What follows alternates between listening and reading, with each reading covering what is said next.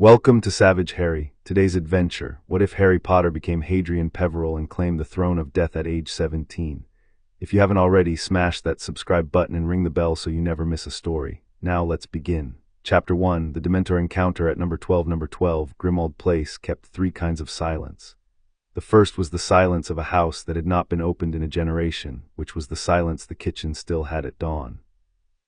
The second was the silence of a house in which someone had recently died and which had not yet decided whether to admit it. That silence belonged to the drawing room and to the floor above it and to the room with the tapestry, which Harry had not entered since the will had been read. The third silence was the silence of the library, and the library's silence was the silence of a room that had decided to wait for a particular reader. Harry had been the reader for 19 nights. The dream had come, in those 19 nights, in three forms. The first was the form the dream had taken the first night, which was the literal form, the veil, the duel, the curse, the fall. He had woken from it at 4 a.m. with his teeth set against each other so hard that he had bitten through the inside of his cheek without noticing, and he had spent 20 minutes spitting blood into the kitchen sink before he had understood why the water was running pink.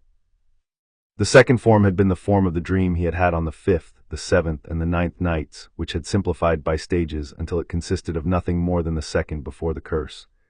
The breath Sirius had taken, the look on Sirius's face that had not been alarm so much as recognition, as if Sirius had been seeing, in the green light, an old acquaintance turn the corner. The third form was the form the dream had taken on the 17th night, and on the 18th, and on the 19th, which was the form in which Sirius did not fall but stayed, in which the veil was not behind him, in which Harry walked toward him through a room that had no architecture and reached and reached and reached, and the reaching extended past the duration of the dream into the duration of the morning, and the reaching had not, in any of those 3 mornings, completed. He had stopped on the morning of the 18th day, recording the dream. He had stopped because the recording had become a kind of company, and he had decided that morning that company was a discipline he was no longer prepared to extend to himself. He had not chosen the library. The library had been, in the first week after the Department of Mysteries, the only room in the house in which Mrs. Weasley did not arrive every hour with a tray. Mrs. Weasley had her own grief, and she conducted it in trays. The trays were soup, then toast, then biscuits with the corners cut off in the manner she had learned from her own mother. The trays were love. Harry had accepted the trays for 4 days and had then begun on the 5th day to take the trays into the library and leave them on the desk untouched. And Mrs. Weasley had stopped bringing them, because Mrs. Weasley had 4 sons and a husband and Tonks's mother to feed besides, and the calculation had been made. He had been alone in the library then for 2 weeks. He had read black books because the black books were what the shelves had. He had read them in the order in which they presented themselves, which was the order in which his hand fell on them. He had read on the first night a volume titled On the Theory and Practice of the Honorable Insult, which was a 16th century text. He had read on the 3rd night a slim Latin chapbook on the geomancy of family seats. He had read on the 7th night a clinical treatise on the bloodlines of magical Britain since 1066, in which he had found, halfway through, his own ancestors listed under a heading he had not been told was his. He had stopped that night at the entry that read Peverell of Godric's Hollow, line believed extinct by patrilineal succession in the 3rd generation, but maintained by deed trust through the cadet branches of Potter and Gaunt. He had read it again. He had not then known what to do with it, and so he had done nothing, and he had moved on to the next book. The next book had been on the cultivation of black hellebore. He had not retained any of it. He had read on the 11th night an unsigned manuscript bound in dragonhide whose ink had eaten through its paper in places, and whose subject was the genealogy of curse-breakers in the western branches of the Black House. He had read on the 12th a private monograph by an aunt of Sirius's whose name had been struck through on the title page. The subject had been the conduct of duels in the absence of second. He had read on the 15th a journal that he had been reasonably sure was Regulus Black's, kept between his 6th and 7th years at Hogwarts, in handwriting that became, by the end, the handwriting of a person who had begun to write in a hurry he did not understand. He had not, in any of these, found the thing he had not been looking for. He had stopped looking for it in the 2nd week, because the looking had begun to interfere with the reading, and the reading had been the only structure of his day. He had developed a tolerance for the smell of old paper that he had not known a person could develop. He had developed an indifference to dust on his shirt sleeve. He had developed a habit that he had not had a month earlier of reading with both hands flat on the desk, as if the desk were the thing being read and the book the thing reading it. By the 19th night, which was the night of the death warp, he had read 67 black books and had retained, in total, approximately the contents of 3. He read because the act of reading was the closest the day got, anywhere in its 24 hours, to the absence of thought. He did not call it a vigil. There was no word he was willing to call it. The house had its own rhythm in those 19 nights. The portraits had stopped speaking at the end of the first week. Walburga Black had screamed once on the morning after the funeral that had not been a funeral, and her son had screamed back from a frame Harry had not known existed, in a corridor on the 4th floor, and Harry had heard the two of them, mother and son, going at each other for 38 minutes, and then he had heard them stop.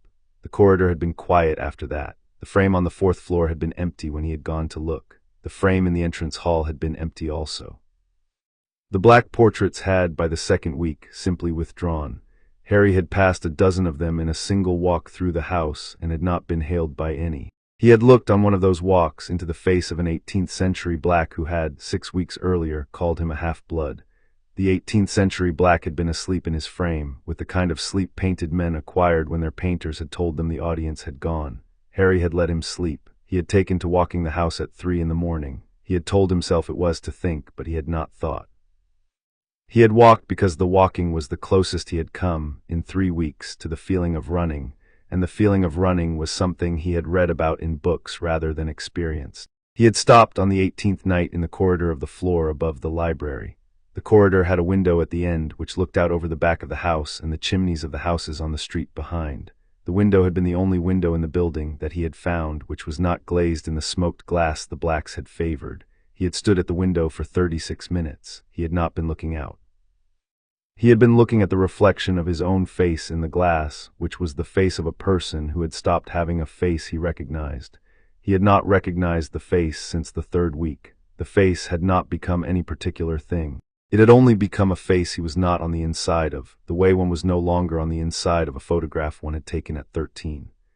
He had come down from that corridor on the morning of the 19th day, and he had gone that day through the house in the order he had assigned it. The kitchen at 7, the dining room at 8, the drawing room which he did not enter at 9, the back stairs at 10, the library at 11.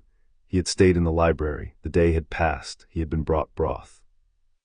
He had not eaten. The light outside the smoked windows had thinned and gone. The lamp on the desk had been the only light in the room since the 3rd hour of the afternoon. The chair Sirius had sat in had been the only chair he had used since the 2nd week. The chair had begun in the 2nd week to take the shape of the absence in it. By the 19th night it had taken the shape of him. At 1 in the morning of the 19th night, the library kept its 3rd silence. Brass railings ran along the upper galleries. Tall shelves of green-spotted leather held tomes that had been bought in the long century when the black family had still pretended to read. A single green-shaded lamp burned on the central desk. There was no other light. There had been no other light for 3 weeks. Harry sat in the chair Sirius had once sat in and read. He did not read with attention. He read because the act of moving his eyes across paper held the world in place. He had discovered in those 3 weeks that grief did not behave the way books had told him it would. It did not arrive in waves. It did not pass. It sat in the chest like a weight that had been quietly installed during the night, and it remained. The book in front of him was bound in oxblood calf with a black family crest pressed into the spine. The pages smelled of old smoke. Someone generations ago had read this book by a fire that no longer existed, and the smoke had soaked into the paper, and the smoke had stayed there, the way some things stayed. The book was titled in faded silver on the nature of wounds sustained at the hand of the lesser wraith. The lesser wraith in the language of the book was the Dementor. He had pulled it down without intending to. He had reached for a shelf at shoulder height, and the book had reached for him in the manner of certain books in certain houses, and he had carried it to the desk because it had been the book his hand had closed on. The hand had not been consulted by the rest of him. He turned the page. The first chapters had been theoretical, the kind of medieval natural philosophy that wizards still wrote in 1693 and that Harry skimmed. The middle chapters had been case studies, black ancestors mostly, who had been mauled by Dementors during the wars of Grindelwald or had walked too close to the Azkaban perimeter on purpose. The author noted in a marginal hand that several of his subjects had volunteered. The author did not consider the volunteers' motives worth recording. The chapter he had reached now was titled On the Soul Injury That Does Not Show. He read the first paragraph twice because the first paragraph said, "It is the established opinion of the healers of St. Mungo's that the wound inflicted by a Dementor closes upon the subject's recovery of conscious wit. This opinion is in error." He read it a third time, and then he kept reading. The author wrote, in the lean prose of a man who had been in the same room as several deaths, that the soul did not heal at the rate the body did. That the soul, in fact, did not heal at all, in the sense the body did. That a Dementor's bite, the author used that word bite with a precision that made the page colder, left a small fissure in the corpus animi which the body might close over, the way skin closed over a thorn left under it, but which would continue to grow as the soul grew, and which might in time exceed the soul's capacity to hold itself together. The author wrote, the subject will frequently report no symptom. The subject will appear by every external measure restored. The fissure will continue. The fissure does not present in the records I have examined as melancholia, nor as the despair which the lesser wraith induces in the moment of attack. The fissure presents as cold. Harry turned the page. The cold may arrive years after the encounter. The cold may arrive in the night. The cold, when it arrives, is not the cold of the room nor the cold of the body. The cold is interior to the subject and proceeds from the fissure outward.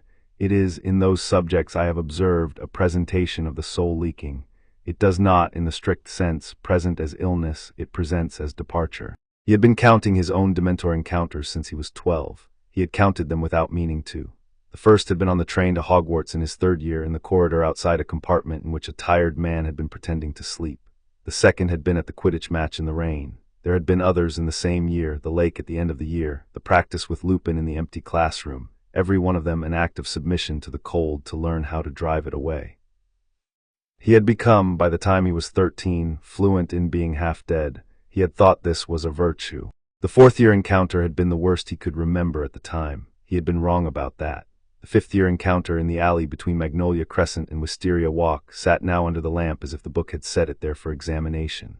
He had been walking home in the late dusk of an August Sunday. The street had been the color streets in Little Winging were in August, a gray turning to lavender at the rooflines, with the residual warmth of pavement under bare ankles.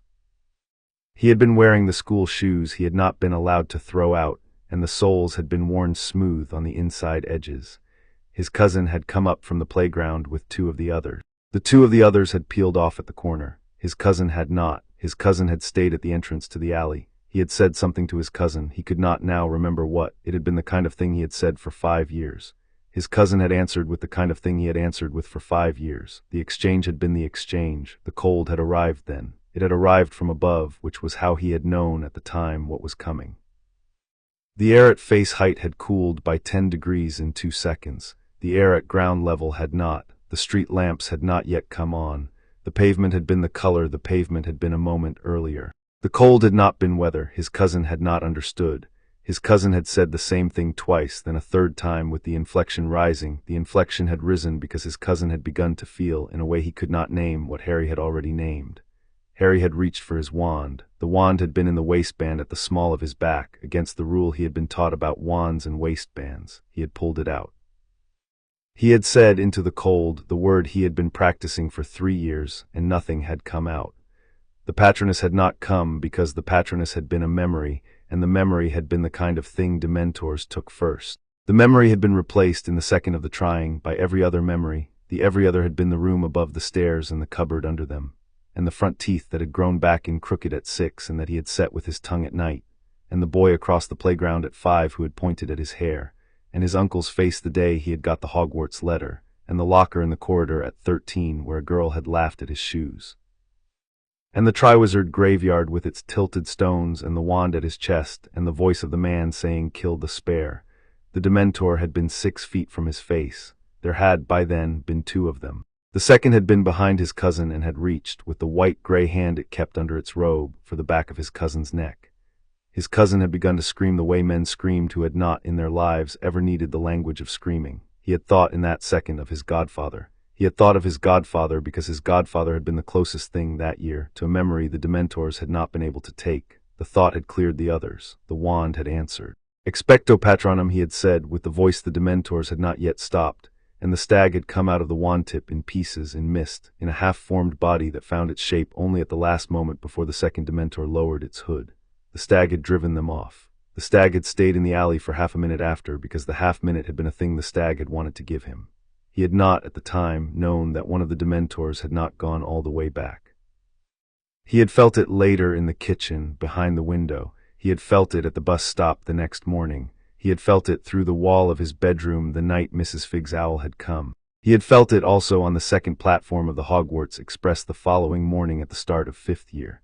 He had felt it in the corner of the staff room the day Umbridge had taken the seat by the fire. He had felt it under the desk at his first detention, the night the quill had drawn the first letter from the back of his hand. He had felt it in the rain, twice in October on the pitch. He had felt it twice in November in the dormitory when no one else had been awake. He had felt it in February on the night he had cast the patroness at the Department of Education hearing, and the patroness had come unstable. He had felt it on the morning of the owl examinations, when his hands had been steady but the air around his hands had not. He had told no one. There had been no one to tell. The thing the cold had been waiting for had not, then, presented. He had not known to look for a presentation. He had been busy that year with the not being listened to, and with the dreams that had not been dreams, and with the boy in the year above who had died at the end of the year before, and with the godfather he had failed to disbelieve. The author of the Black Book had a footnote in the chapter Harry was now reading that said, "The healer who treats the Dementor wound by the absence of symptoms treats nothing."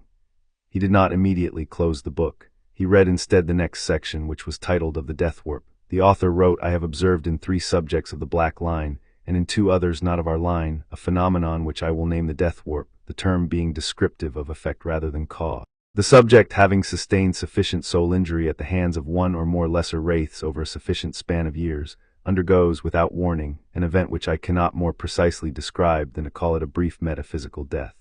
The body remains, the breath occasionally remains, the soul departs for a measurable interval, the longest interval I have recorded being 23 seconds, the shortest interval I have recorded being 9. The author wrote, in each of these 5 cases, the soul returned. In each of these 5 cases, the subject was altered. I do not say what they reported because what they reported was, in each case, the same thing, and that report does not belong in a book of medicine." The author wrote in a final paragraph that Harry read 4 times before the words consented to mean what they meant. "I believe the death warp to be not an illness but a meeting. The lesser wraith is a relation. It does not make its wounds idly. The fissure is a road. The road in the death warp is finally walked. Who walks at the other end of the road is not, in my opinion, in it. The fact that the subjects return at all is, in my estimation, the most theological observation a healer can make. Where they have been, briefly, they have been received. By whom they have been received, my training does not equip me to name." Harry sat with his hand on the page. He did not move for a length of time he could not measure. The lamp did not change. The room did not change. He registered somewhere at the back of his attention that he had begun, without choosing to count Dementors again. The number was not the relevant number. The relevant number was the years. He had been sustaining Dementor wounds since he was 12. He was 16. The author of the book described 5 subjects who had undergone the death warp. The author did not say what age they had been when their soul had finally exceeded its capacity. The author seemed, on reflection, to have considered that the reader would not need to be told. He turned the page once more, and the chapter ended, and the next chapter was about something else, and he closed the book. He set it on the desk in front of him with the spine facing him, so that he would not lose it, and he sat back in Sirius's chair, and he did not, for some minutes, do anything at all. A floorboard 2 rooms away complained under the weight of something. The complaint was familiar. Creature had become, in the weeks after the funeral that had not been a funeral, a more attentive presence than he had ever been to Sirius. Creature did not appear to be grieving. Creature appeared to be watching. He had begun in the 2nd week to arrive in any room Harry entered before Harry had reached the doorway. He had stopped by the 3rd week, calling Harry by the Potter name. The library door opened without a knock. Creature was carrying a tray. The tray held a covered dish, a cup, and a small jug. He set the tray on the desk in the only space the books had left, which was the space directly to Harry's right hand. He did not look at Harry. He did not address Harry. Creature lifted the dish cover and replaced it on the tray, in a manner that suggested the cover had only been on the dish for the journey. Steam rose. The dish held a pale broth. "Eat, master," Creature said. Creature's eyes were the color the green-shaded lamp made of the brown they had been earlier. The eyes had not been looking at Harry. The eyes were now looking at Harry. Whatever Creature had been waiting to see, in the 3 weeks the elf had been watching the new master of the house, the eyes had now seen. "Thank you," Harry said. He had been polite to Creature since the will. Polite was the closest he was willing to come to liking, and Creature had stopped after the 1st week, mistaking it for anything else. "Master will eat tonight," Creature said. It was not a question. Harry inclined his head a fraction. Creature set down the cup, set down the jug, and turned. At the door Creature paused. Creature had never, in Harry's experience, paused. He had moved as if pursued by his own work. Even when there was no work, the pause was new.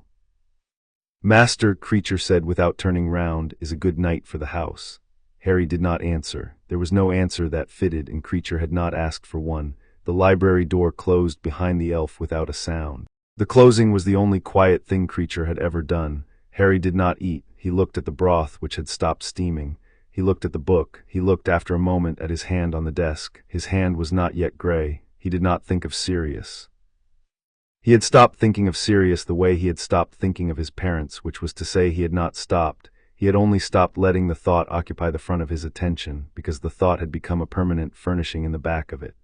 The weight in his chest was the weight of furniture that had not been moved in 3 weeks. He had grown used to walking around it. He thought, instead, of Dumbledore. He thought of Dumbledore because the absence of Dumbledore in this house in these 3 weeks was the loudest absence after Sirius's. Dumbledore had asked in the office at the end of 5th year for a quantity of forgiveness it would have been impolite to weigh out at the time. Harry had not weighed it out then. He weighed it out now in the seconds before the cold reached his elbows, and he found that the cold made the weighing easier. The cold began at the wrists. It was not the cold of the room. He noted that first. The library was at the temperature the library was at, a temperature that had not changed since Creature's entry, which was the temperature it had been before. The lamp burned. The flame in the lamp was the same height it had been. He had been a child whose lamps had been knocked over, whose curtains had whipped at dawn, whose dreams had pulled cold air through closed windows, and he knew, by 16, the difference between weather and the other thing. This was the other thing. It began at the wrists and traveled in a manner that was not flow up the inside of the forearms. It was not unpleasant in the way being cold was unpleasant. It was the absence of an animal warmth he had not known he was still carrying. He had, somewhere at the center of him, been the temperature of a living person. He had only learned this now by the temperature beginning to leave. He set his palm flat on the desk. The skin of his hand had the color the green lamp gave it. He took his hand off the desk. The skin had a different color. The color was not the color of a hand. He turned the hand over. The veins were where they had been, and the veins were the color of the skin, which was the color of stone.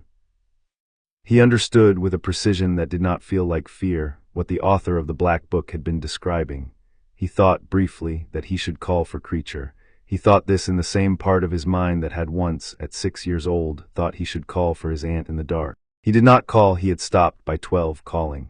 The reflex was a habit of a younger self. The self that had sat down in this chair tonight had no such reflex. He stood. The library tilted. It did not tilt the way a room tilted when a person had drunk too much, nor the way a room tilted when one fainted. It tilted the way a stage tilted when the painted backdrop was being lowered out of the way of the next painted backdrop. The library was not a real room. The realness of it was being withdrawn. He sat down again. The chair was where it had been. He set both hands on the desk. The lamp burned. Creature's broth had cooled. The Black Book was where he had placed it, spine outward. The room was the room. The room was, however, becoming the surface of a room rather than a room. There was behind the surface something else. He noted this without commenting on it, even to himself. He had not had the habit, since the night at the ministry, of commenting to himself. The voice he had once held conversations with at the back of his head had become a quieter voice, and then, since the loss of his godfather, had stopped speaking altogether. He observed instead, like a man at an inquest. He observed, dying. The cold had passed his elbows. It was at the base of the neck. He had stopped feeling the chair. He had not stopped feeling the desk, because the desk was where he was looking, and his hands were on the desk, and the hands had become, he turned one over to confirm, the color of stone that had been in water a long time. He thought of Sirius then without the front of his mind. He thought of Sirius in the way a man at the edge of a cliff thought of the people who would not know for some hours that he had stepped off it. There was no message to send. There had not been a message to send for 3 weeks. He thought also, and against his will, of Cedric. He thought of Cedric in the same way. He thought of his mother, of whom he had no memory, and of whom, therefore, the thought was only a name. He thought of his father, who was a name and a wand in the shape of a stag. He did not think of Dumbledore again. He had finished weighing. The cold reached his eyes. The lamp, which had been the color of an old fire, became the color of a cooler fire, and then a still cooler one, and then he understood that the lamp was burning at the temperature it had been burning at, and that his eyes were what had changed. He set his palm on the book. He felt the cover. He felt the cover go. The library, the desk, Sirius's chair, the lamp, the green leather, the spine of the Black Book under his palm, none of these things receded. They remained. They became, instead, the painting of themselves. He had been seeing them through a film, and the film, which had been the thickness of being alive, was thinning. His scar, for the first time in 5 years, did not hurt. He noted that next. He had carried the scar long enough that the scar had become a piece of weather inside the room of him. He had carried it on the train at 11, in the corridor at 12, in the maze at 14, in the office at 15. He had carried it in the dreams it had not allowed him to wake from. It had been, he understood now, a kind of tether, a small piece of someone else's soul, kept against the wall of him, paying its rent in pain. The tether had gone slack, he thought, with the last front-of-mind thought he was going to be allowed 17 seconds. He had read the author saying 23 at the longest and 9 at the shortest, and he had no reason at all, to know what his own number would be, and yet he knew it the way one knew sometimes the answer to a question that had been asked of one's bones rather than one's head. 17 seconds. He did not know whether he had a watch. He did not need a watch. He felt his own weight leave the chair. The chair did not catch him. The chair was the painting of a chair. The library was the painting of a library. His body remained at the desk because the body and he were no longer in the same room. There was a sound very far off that might have been creature reaching the foot of the stairs. There was even further off the deep house sigh of pipes that ran behind a wall, and a single creak from a floor above the floor he was standing on, where no one had walked in 3 weeks. He registered each of these in turn, in the manner one registered birds at the edge of a field one was leaving. There was, much closer, a sound that was not a sound. It was the sound of a door opening that did not have a hinge. He had time just to register that he was not falling. He had been afraid of falling once. He was not falling now. He was being lowered the way the painted backdrop was being lowered by something that knew the rope. He saw his body briefly from a height of perhaps 6 inches above the crown of his own head. He had read in a black book on near-death experiences that this was the conventional report. He had assumed when he had read it that the convention was a literary one and that the literature had been wrong. The literature had not been wrong. He saw his hair which needed cutting. He saw the line of his shoulder against the back of Sirius's chair. He saw the desk and the book and the broth that had cooled. He saw a small dark spot at the base of the lamp where a drop of oil had stopped 50 years ago and never been wiped.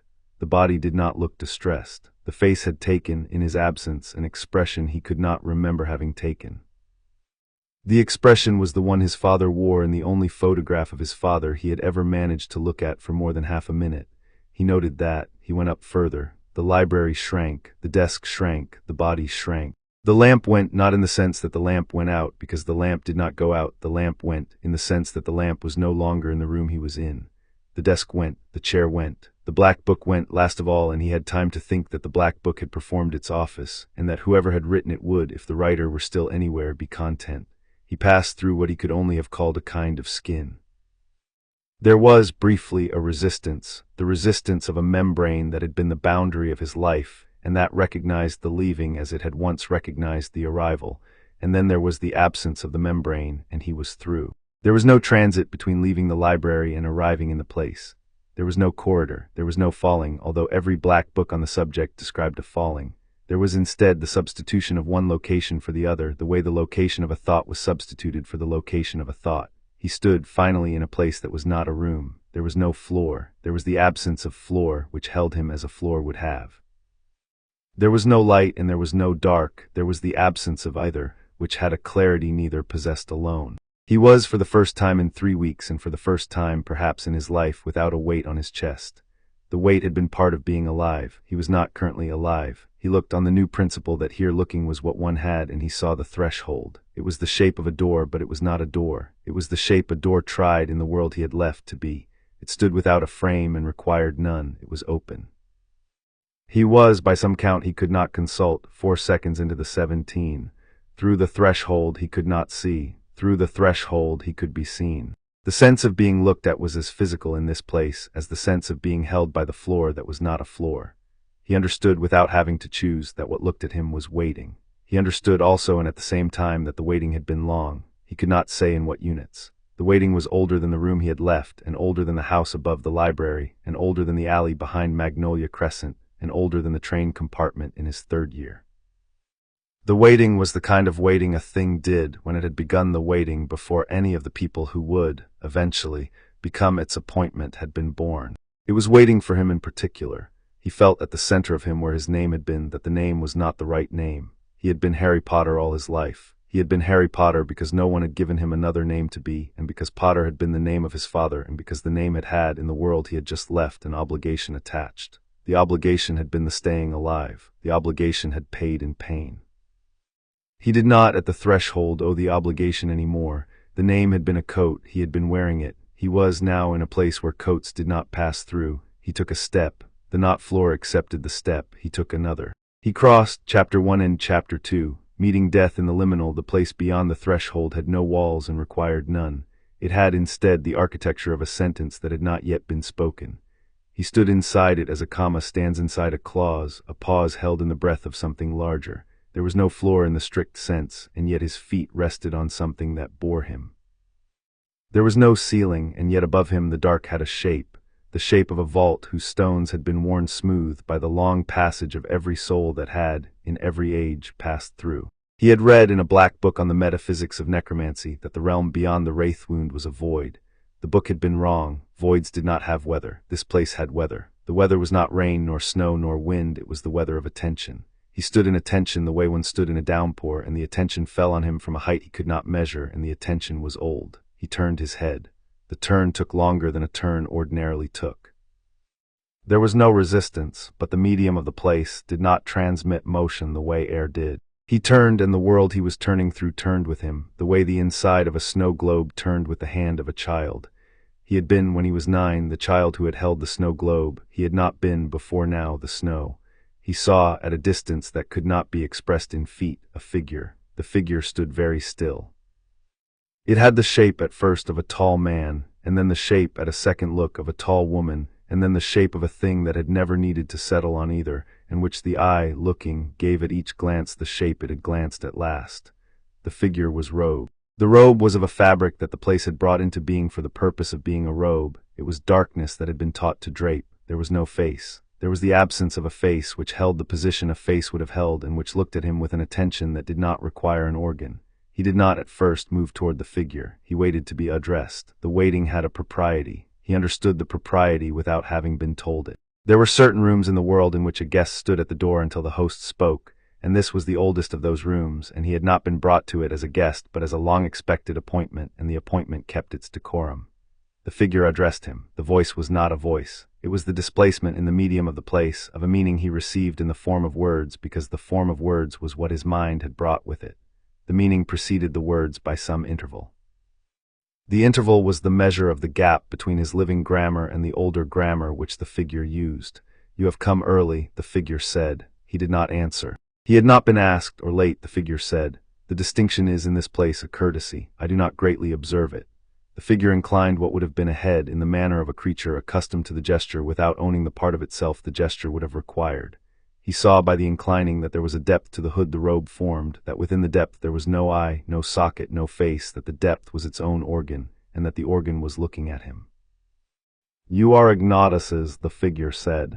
27 removed by the male line, 31 by the cadet branch of Potter, 19 by the cadet branch of Gaunt, which you do not know is yours and which is. The line of Cadmus is not in you. The line of Antioch is not in you. You are the third brother's bone. You are the only living mortal who has in his own person carried in the same hand all three of my gifts. You have my stone in a thicket in a forest you have not been to. You have my wand in the keeping of an old man who has not yet given it. You have my cloak in a school trunk, in a chest, under a folded shirt. You are the third Peverell heir, and you have walked in the company of the stone and the wand, in the company of the cloak, and you have come now here. He said then, because he saw he was permitted to speak, "You are death." The figure did not answer immediately. The pause was not a pause of consideration. It was a pause of acknowledgement of the kind a king did not give when his name was spoken in the throne room, because his name in the throne room was the heir. The figure did eventually speak. "That is the word your kind has used," it said. "It is not the word I use. I have no need of a word for myself. Use the word. It will do between us for the duration of the meeting." He took a step closer to the figure. The knot floor accepted the step. The figure did not move. The distance between them remained what the distance had been. The place adjusted as a courtesy so that he was no closer and no farther than he had been. The principle was not space. He understood the principle without being told it. The principle was relation. They stood in the relation appropriate to what they were to one another, and what they were to one another had not yet been set. "Tell me what you know," Death said. He thought. He had not in the last 3 weeks been asked to perform thought of this kind. The thought he had been performing had been the maintenance of a working surface. He had been keeping the surface clean so that the absences would not fall through. The thought he was being asked for now was not a maintenance thought. It was a recital. He had been brought to a place in which the question was, "What have you understood?" and the question had an answer. "I am dying," he said. "You are dead," Death said, briefly. The interval is yours to spend. You have been spending it on the customary preliminaries, and you have done so without unseemly delay. Continue. I have a Dementor wound, he said. It has been growing in me since I was 12. I had not known it was growing. I had thought the silence of the symptom was the absence of the wound. The author of the Black Book told me otherwise. I read him an hour ago, and what he told me was that the road of the wound is finally walked, and that the walker meets at the end of the road the one who has been waiting. Yes, Death said, you have understood the author. The author understood me. He was the only one of his line who did. The line ended in him. He went to the Wraiths himself at 68, because the Wraiths were the only readership he could find who had the experience to follow his argument. He felt no urge to react to this. The information was given with the matter-of-factness of a record, and he received it as a record. The author of the Black Book had been a real person, and he had gone deliberately to the Dementors, and the Dementors had given him the road, and he had walked it, and he had not this time come back. Harry, though Harry was not, even within himself, the right name any more, placed the fact where facts of that order were placed, and he continued. I know, he said, that the Wraiths are yours. All Wraiths, Death said. I know that ghosts are a refusal to come to you, he said. A refusal which I have, in 9 cases out of 10, permitted, Death said. A king does not seize what he can be given. I have been patient. I am patient in particular with the dead of Britain whose ghosts are old enough to be company. I know, he said, that the inferi are a corpse animated by another magic which is not yours. The animation is not mine, Death said. The corpse is mine. The animator borrows my corpse. He has been a thief, and he has in his way been useful. The thief has been a study of how much I will allow. I have allowed a great deal. The allowance is ending. He stood with this for a moment. And the veil, he said, the veil, Death said, is mine. He felt at the center of him where his name had been an obligation, a small fold of something that was not yet a thought. It was the place a thought would in a moment arise. He let it arise. Sirius, he said. Yes, Death said. He did not ask the question. There was no question to ask. The figure had told him that the veil was hers, his, theirs. The figure had told him that Sirius was, by that ownership, hers. The relation of master to property was not yet a relation he was, in this place, entitled to use, but he understood that the relation existed, and he understood that the relation could, in principle, be modified. He understood also that the figure had given him these answers because the figure intended to give him others, and because the answers were the preface to an offer. You have not asked, Death said, why I have brought you. I am not in this place your equal, he said. I will ask what I am asked to ask. There was in the medium of the place a stirring. He understood at the second of the stirring that he had pleased the figure. He felt no satisfaction at having pleased it. He had answered as the question required. You will be my equal, Death said, or you will not. The matter is not today settled. We will see what you are made of. You are made, by my reckoning, of older stuff than your age suggests. The stuff was given you in the cradle. You have not, in your hours of pain, much examined it. I have. Sit, if it will help you. I do not require it. The place will make a chair if you ask for one. He did not ask for a chair. He stood. You are 16 years old in the manner the world counts the years, Death said. You are older in the manner I count them. You have, in the manner I count them, been 3 times to the threshold I keep. The first time was the night your mother died. You did not then cross. The wand did not at the man's hand take you. I would not allow it. The wand is mine, and the wand does not take what I have not given. The second time was the night the man returned to a body in a graveyard, and the same wand was raised on you again, and the same disallowance held. The third time was the night your godfather fell through my veil, and you reached after him, and you would in the next second have followed him, and I held you back. I held you back because I had not yet at that hour decided. I decided in the weeks since. I have brought you here to tell you what I decided. He waited. Ignatus walked beside me, Death said. Of his brothers, he alone treated me as his elder. The first asked for a weapon and received it. The second asked for a beloved and received what was permitted to be returned to him. The third asked, in the form of the cloak, for the privilege of evading me until his work was done. He evaded me well. He did not, in the evasion, forget. When his work was done, he came to me, and he laid the cloak across his palm, and he gave it back. He greeted me as a man greets a friend who has waited at the door without complaint while his work ran late. I have not forgotten. I have not in 27 generations found another of his blood who carried the gift in the way he carried it. Until you, Death said. He stood with this. I have been carrying the cloak, he said, for 5 years. I have been using it for trespasses I am not certain my great-great-grandfather would have approved of. Trespasses are not the question, Death said. Many men have used the cloak for trespasses. Ignatus himself used it to creep past me when he was a boy of 23 and not ready. The question is what a man does with the gift when its work is done. The question is whether he gives it back. The question is whether he treats the giver as a creditor or as a kin. You have in the year just past treated me as a kin. You have not asked the cloak to spare you the encounters you have faced. You have asked the cloak to bring you to those encounters in the form you needed to enter them. You have not used it to flee. You have used it to arrive. He thought of the night at the ministry. He had not had the cloak that night. He had not had time to fetch it. He had had only the wand and the broom and Hermione's hand in his. I had not the cloak at the veil, he said. You had the cloak in the choice the cloak had taught you, Death said. That is the inheritance of the gift. The fabric is incidental. The gift is the bearing. You have the bearing. You have it imperfectly. You have it sufficiently. You bear it tonight in the place I keep my own court. I have not in 700 years granted entry to mortal in this fashion. The granting is on me, the bearing has been on you. He inclined his head as he had seen the figure incline its. I do not know, he said, what to call you in the address.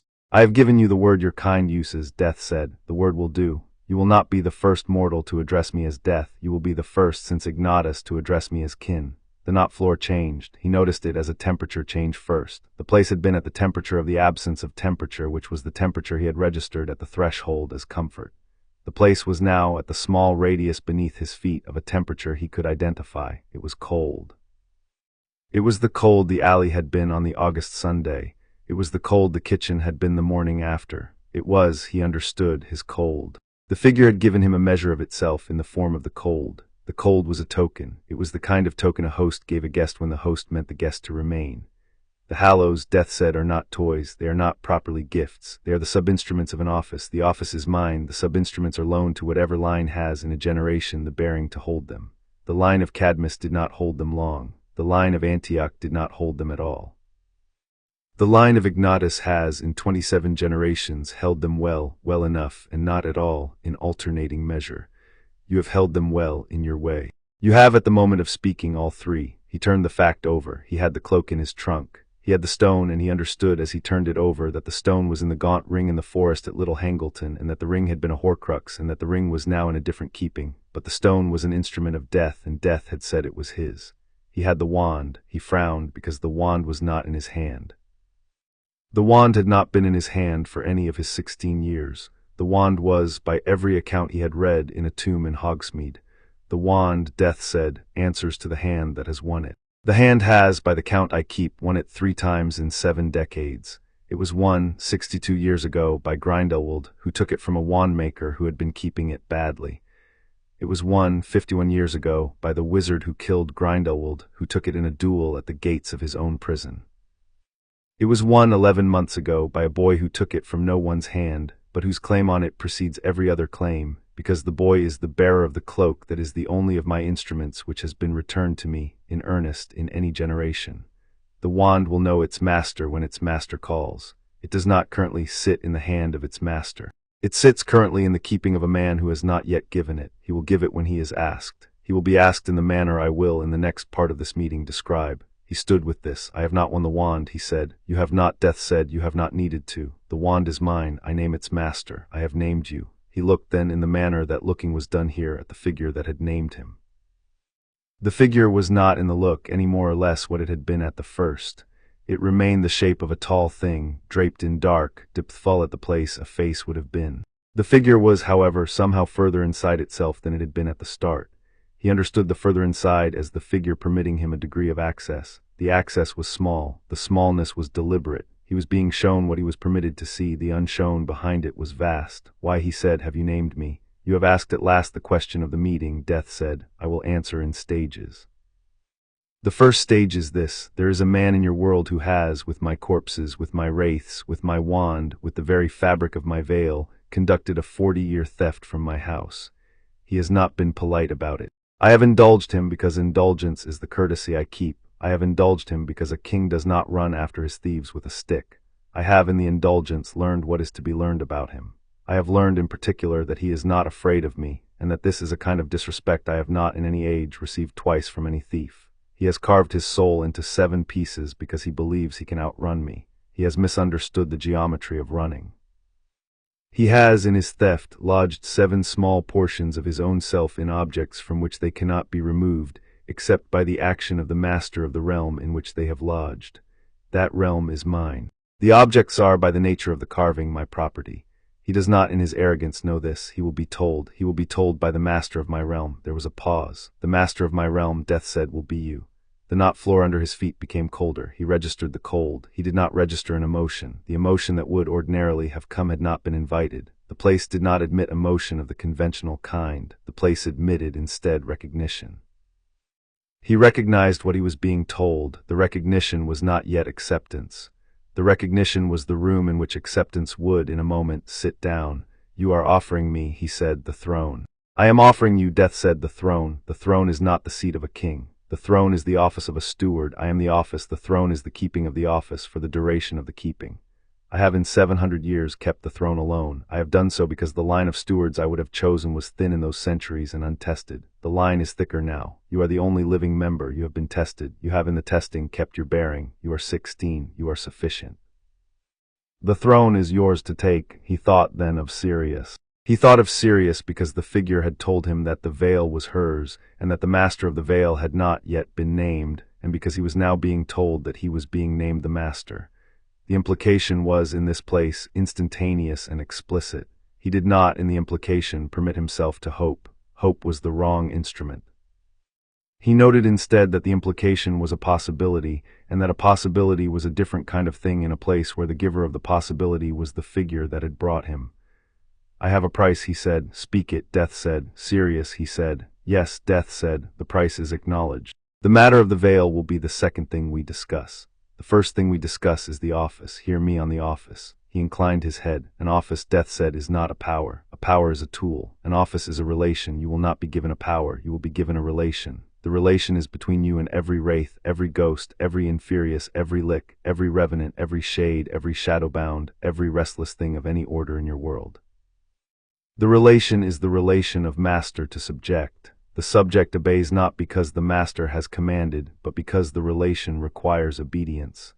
The master commands sparingly, because the relation does the work. The master is what the relation has become embodied in. You will be what the relation has become embodied in. I will be Death, he said. You will not, Death said. I am Death. There will not be two of me because there will not in the order of the realm ever be need for two of me. You will be the sovereign of my realm. The sovereign is the steward. The steward is the deputized master. The deputized master administers what the absolute master does not, by office, need to administer.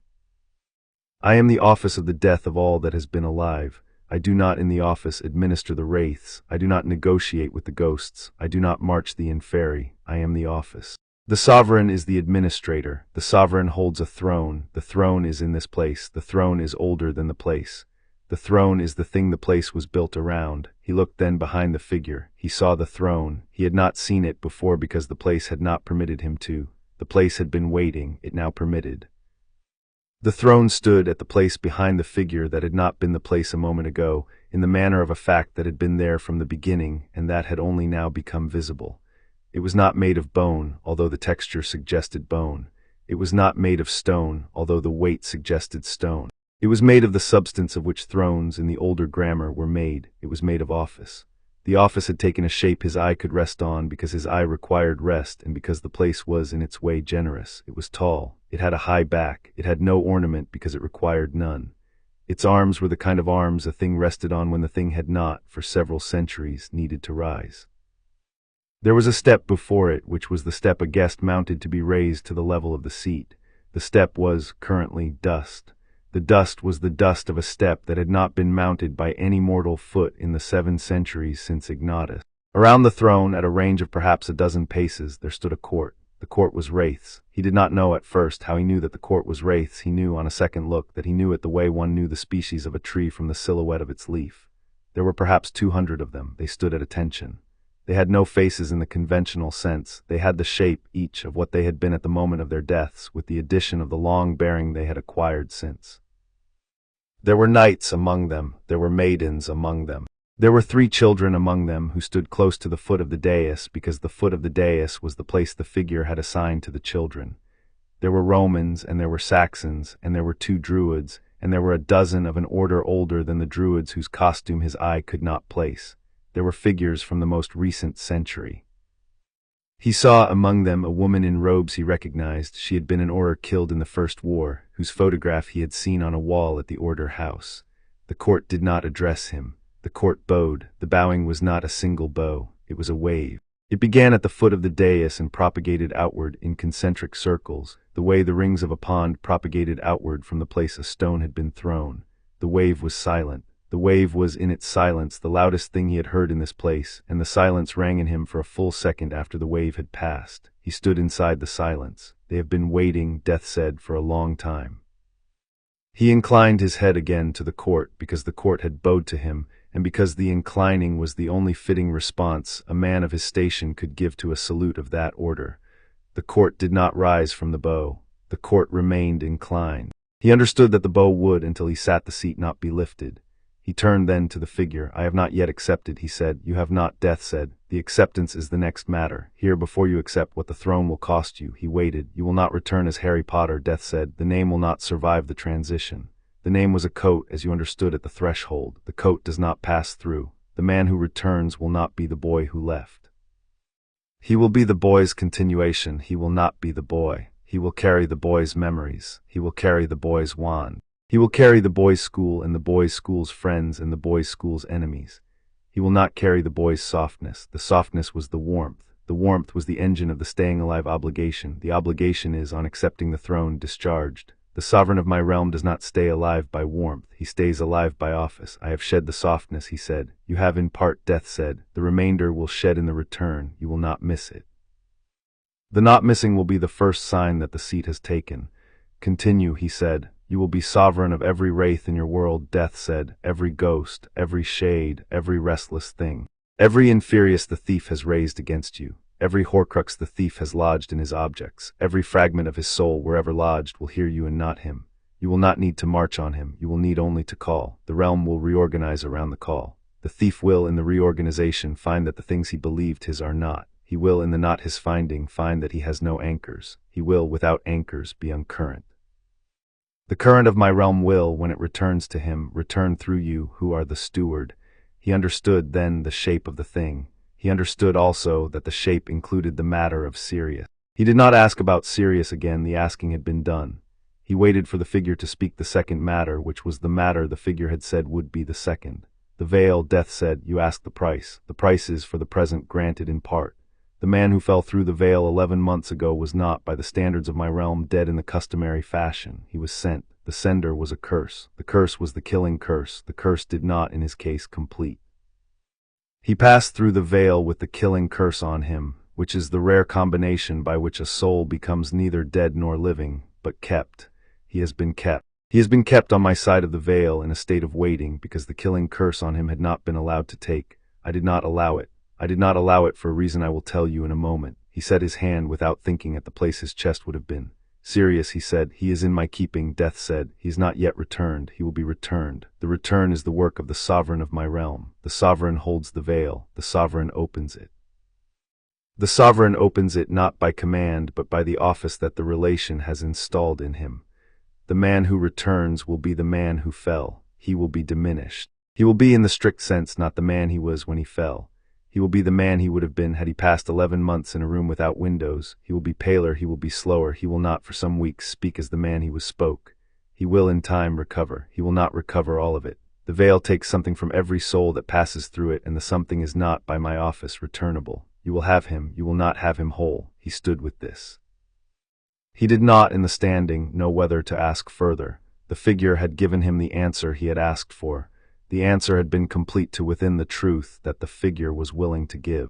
The truth had a wound in it, which was the not wholeness of Sirius. The wound was small. He was willing to accept the wound. I will take him, he said, not whole. Yes, Death said, you have not in the offering struck a foolish bargain. You have struck the bargain a sovereign would strike. The sovereign does not buy back the dead at the cost of the office.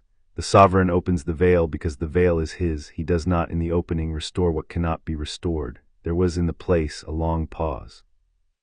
He counted without counting the seconds he had been here. He had read the author at 23 and at 9. He had felt in his bones that his number would be 17. He was, by the count he could not consult, past the 9th. He was approaching, he believed, the 15th.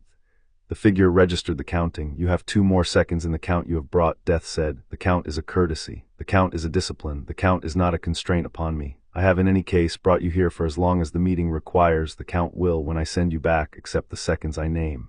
The seconds will in your world have been 17. The seconds will in this place have been the meeting. Time is in my office, a furniture I move when I require it moved. I do not ordinarily move it. I have moved it today. He inclined his head. The acceptance, Death said, speak or refuse. The asking is the asking. The asking is not lightly to be made. He thought for a final moment of his mother. He thought of his mother because his mother had been the first wraith he had ever, without knowing it, been near. She had died in his room. She had not in the dying become a ghost. She had not in the dying lingered. She had gone, when called, into the keeping of the figure that stood before him now. He thought of his mother as a soul that had answered an old summons. He thought of the summoner as the figure he was being offered to deputize. He thought also of his father. He thought, finally, of Sirius. He raised his head. I accept, he said. The court behind the throne stirred. The stirring was not motion, it was relief. They had been bowing, they had been waiting for the bow to be acknowledged. The acknowledgement was the acceptance. The acceptance set the relation. The relation began. Then come, Death said, mount the step, sit the seat. The throne is yours. He took a step toward the dais. The knot floor accepted the step. He took another. The court parted before him in a corridor, the shape of a hand opening. He reached the foot of the step. He paused because he had been brought up to pause at the foot of the steps of the things that mattered, and he was unwilling to enter a station as the sovereign of a realm without permitting himself, at the last instant before the sitting, the discipline of a pause. The figure behind him now said, with a tone the older grammar had reserved for the most formal moments of its court, Hadrian Peverell, mount the step. He mounted. Chapter 2 and Chapter 3, the throne of death offered, he sat. The seat received him as if it had been measured from him before he had been born. The arms of the throne fit beneath his forearms, the back of the throne fit against his spine, the step under his feet, which had been dust, became at the moment of his sitting not dust. The dust did not blow away. The dust did not become anything else. It became simply no longer present. The disappearance was the throne's way of saying that the long waiting had ended. The cold under him, which had been the cold of the place, was a different cold from the cold he had brought from the alley. The alley cold had been a leaking cold. This cold was a holding cold. It held him, the way a vessel held water. He understood at the sitting that he had been for 16 years a vessel that had been leaking, and that the throne, by sitting him in it, had stopped the leak. The cold did not, after that second, advance any further. The cold was now his temperature. The cold was the temperature of the office. The wraiths of the court rose. They rose without sound. They had bowed without sound. They rose in the same key. They stood then the way attendants stood in the household of a king who had just been crowned. They stood with the particular bearing that a court took on when it had, after a long stewardship, a master. He felt the bearing on him. He felt it as a weight that was not a burden. It was the weight of being addressed by 200 souls as the answer to their address. He had been in his world addressed by no one as the answer to anything for a long time. The being addressed was unfamiliar. He did not, in the unfamiliarity, react. He took the address as the throne required. Death stood now at his right hand. The figure had moved without moving. The robe was the same robe. The depth where the face would have been was the same depth. But the figure stood now in the relation of an advisor to a sovereign, rather than in the relation of a host to a guest. The relation had not been spoken. The relation had been instantiated by the sitting. He understood it at the moment of the sitting, and he understood that the figure had understood it before he had. The transformation, Death said, is in 3 parts. The first is the seating, which you have completed. The second is the inscription. The third is the return. Each takes a moment in this place. Each will require in the world to which you return the rest of the year you have to spend in it. Listen. He listened. The seating, Death said, has made you the sovereign of my realm. The making is complete. There is no probation. There is no apprenticeship. There is no period in which the office might be withdrawn. The office is yours until your bodily death. The office continues in a transmuted form after your bodily death. The transmuted form will not concern you for a long time. You will have in your world the office while you live in your world. You will have the office in this place when you do not live in your world. The arrangement is unalterable. You have accepted the arrangement. He inclined his head. The inscription, Death said, is the marking that the office requires. The marking is not a brand. The marking is not a tattoo. The marking is the alteration of the lines of your magic so that they conform to the lines of the office. It will appear in the eye of any wizard who has the training to see it as a black sigil at the base of your throat. The sigil will be invisible to the untrained eye. It will, by its presence, instruct every wraith and every ghost and every restless thing in your world that you are who you are. The instructing requires no effort from you. The sigil instructs because the sigil is the relation made visible. The relation does the work. The cold under him stirred. He felt at the base of his throat a sensation that was not pain. It was the sensation of being written on. He understood, without looking down, that the sigil was forming. He did not look down. The sigil was not for his eye, it was for the eyes of the realm. He kept his gaze on the figure at his right hand, and the inscription completed itself in the absence of his looking. The return, Death said. You will go back as you came. The room will be where you left it. The body will be where you left it. The book will be where you left it. The broth will, in this case, have begun, very faintly, to reheat itself, because the elf you have not been kind to, but have, lately, been polite to, is more attentive than your 16 years have permitted you to register. He has been the keeper of this house since before your father was born. He has been waiting for the master of the house to become the master of the realm. He has been keeping the broth because the broth was what the master would want on the cold side of the returning. He will not, when you return, comment on what has happened. He will simply set down a fresh tray. You will eat tonight. He inclined his head. Concerning the realm, Death said, you have in your world a year before the work I have named for you reaches its climax. The thief who has stolen from my house has, by his own choosing, set the climax for the year. He has set it because he is impatient. He has been impatient for 40 years. He has, in the last year, broken into the place in your ministry where the prophecies are kept, in pursuit of one that concerns him. He has retrieved nothing. The prophecy in question, by the rule of the place, is given only to the principals to whose lives it relates. It was given to him only in part by an eavesdropping spy, and the part was the part that misled him most. He has been acting on the misleading. He is, in the misleading, vulnerable. He thought of the prophecy he had himself heard in the office of the headmaster 11 months ago.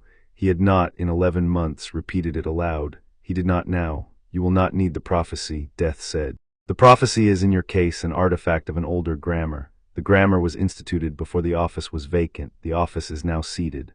The grammar of the prophecy does not apply to the holder of the office because the office supersedes prophecy.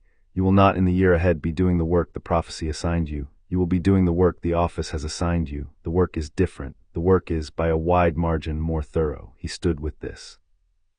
He noted that the prophecy had been, for a year, a piece of furniture in his head. The piece of furniture had occupied a great deal of space. The figure had, in 3 sentences, removed the piece of furniture. The space the piece of furniture had occupied was now empty. He did not in the emptiness feel relief. He had not in 3 weeks permitted himself to recognize the categories that admitted relief.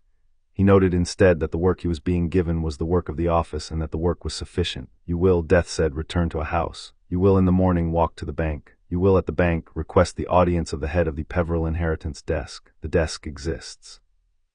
It has been kept by the goblins for 900 years.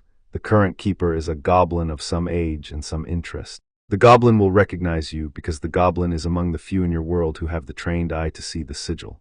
The goblin will, on the audience, present you with the legal instrument by which you are recognized as the Peverell heir. He inclined his head. You will, Death said, file on that audience a name change. You will not be doing the filing under the wand of any of the staff of your ministry.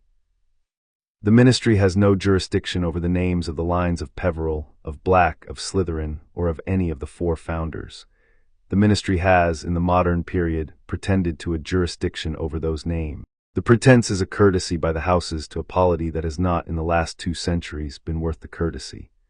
The bank does the filing for the houses. The bank will do the filing for you. The filing will be in effect at the moment of the filing. The filing will be known to every party in your world who is standing to know by the morning of the day after. The filing will not, by its instrument, require explanation. It will be a fact. He nodded. The name, Death said, will be Hadrian James Peverell. The Hadrian is the form of your given name that the older grammar uses. The Hadrian is the form you have, since the moment of the sitting, been called by the realm. The James is the name of your father by the ordinary courtesy. The Peverell is the name of the line by the inheritance instrument the bank will present to you. The name will be the name you carry for the duration of your stewardship. The name you bore before will, by the filing, be set aside. The name will not, by the setting aside, be erased. The name will simply no longer be your address. He set this in him. He set it in the place where the previous name had lived. The previous name did not protest. The previous name had, in the meeting, been already a coat in the cloakroom of a place coats did not enter. He did not, in the change, feel the loss of the name. He felt the room the name had occupied become, like the room the prophecy had occupied, empty, and he understood that the office in due course would fill the rooms the office had emptied. Concerning the thief, Death said, I have told you that he has in his vanity lodged 7 small portions of his soul in objects he believes to be his. He has been wrong about the believing. The objects are mine. The portions are mine. I will, when you call, withdraw them from his keeping. The withdrawal will not be a violent thing in the customary sense. The withdrawal will be the assertion of an ownership the thief has not, in his vanity, registered. The portions will hear you, they will not hear him. They will return to my realm, they will leave in their leaving the objects they were lodged in. They will leave in their leaving his self diminished by the 7 portions, which is the whole of his self, because the carving made him the 7, and the carving had not left any one of the 7 greater than any other. He frowned slightly. The frowning was the closest he was permitted in this place to the expression of an objection. The 7th, he said, is in me. Yes, Death said, the 7th is in your scar.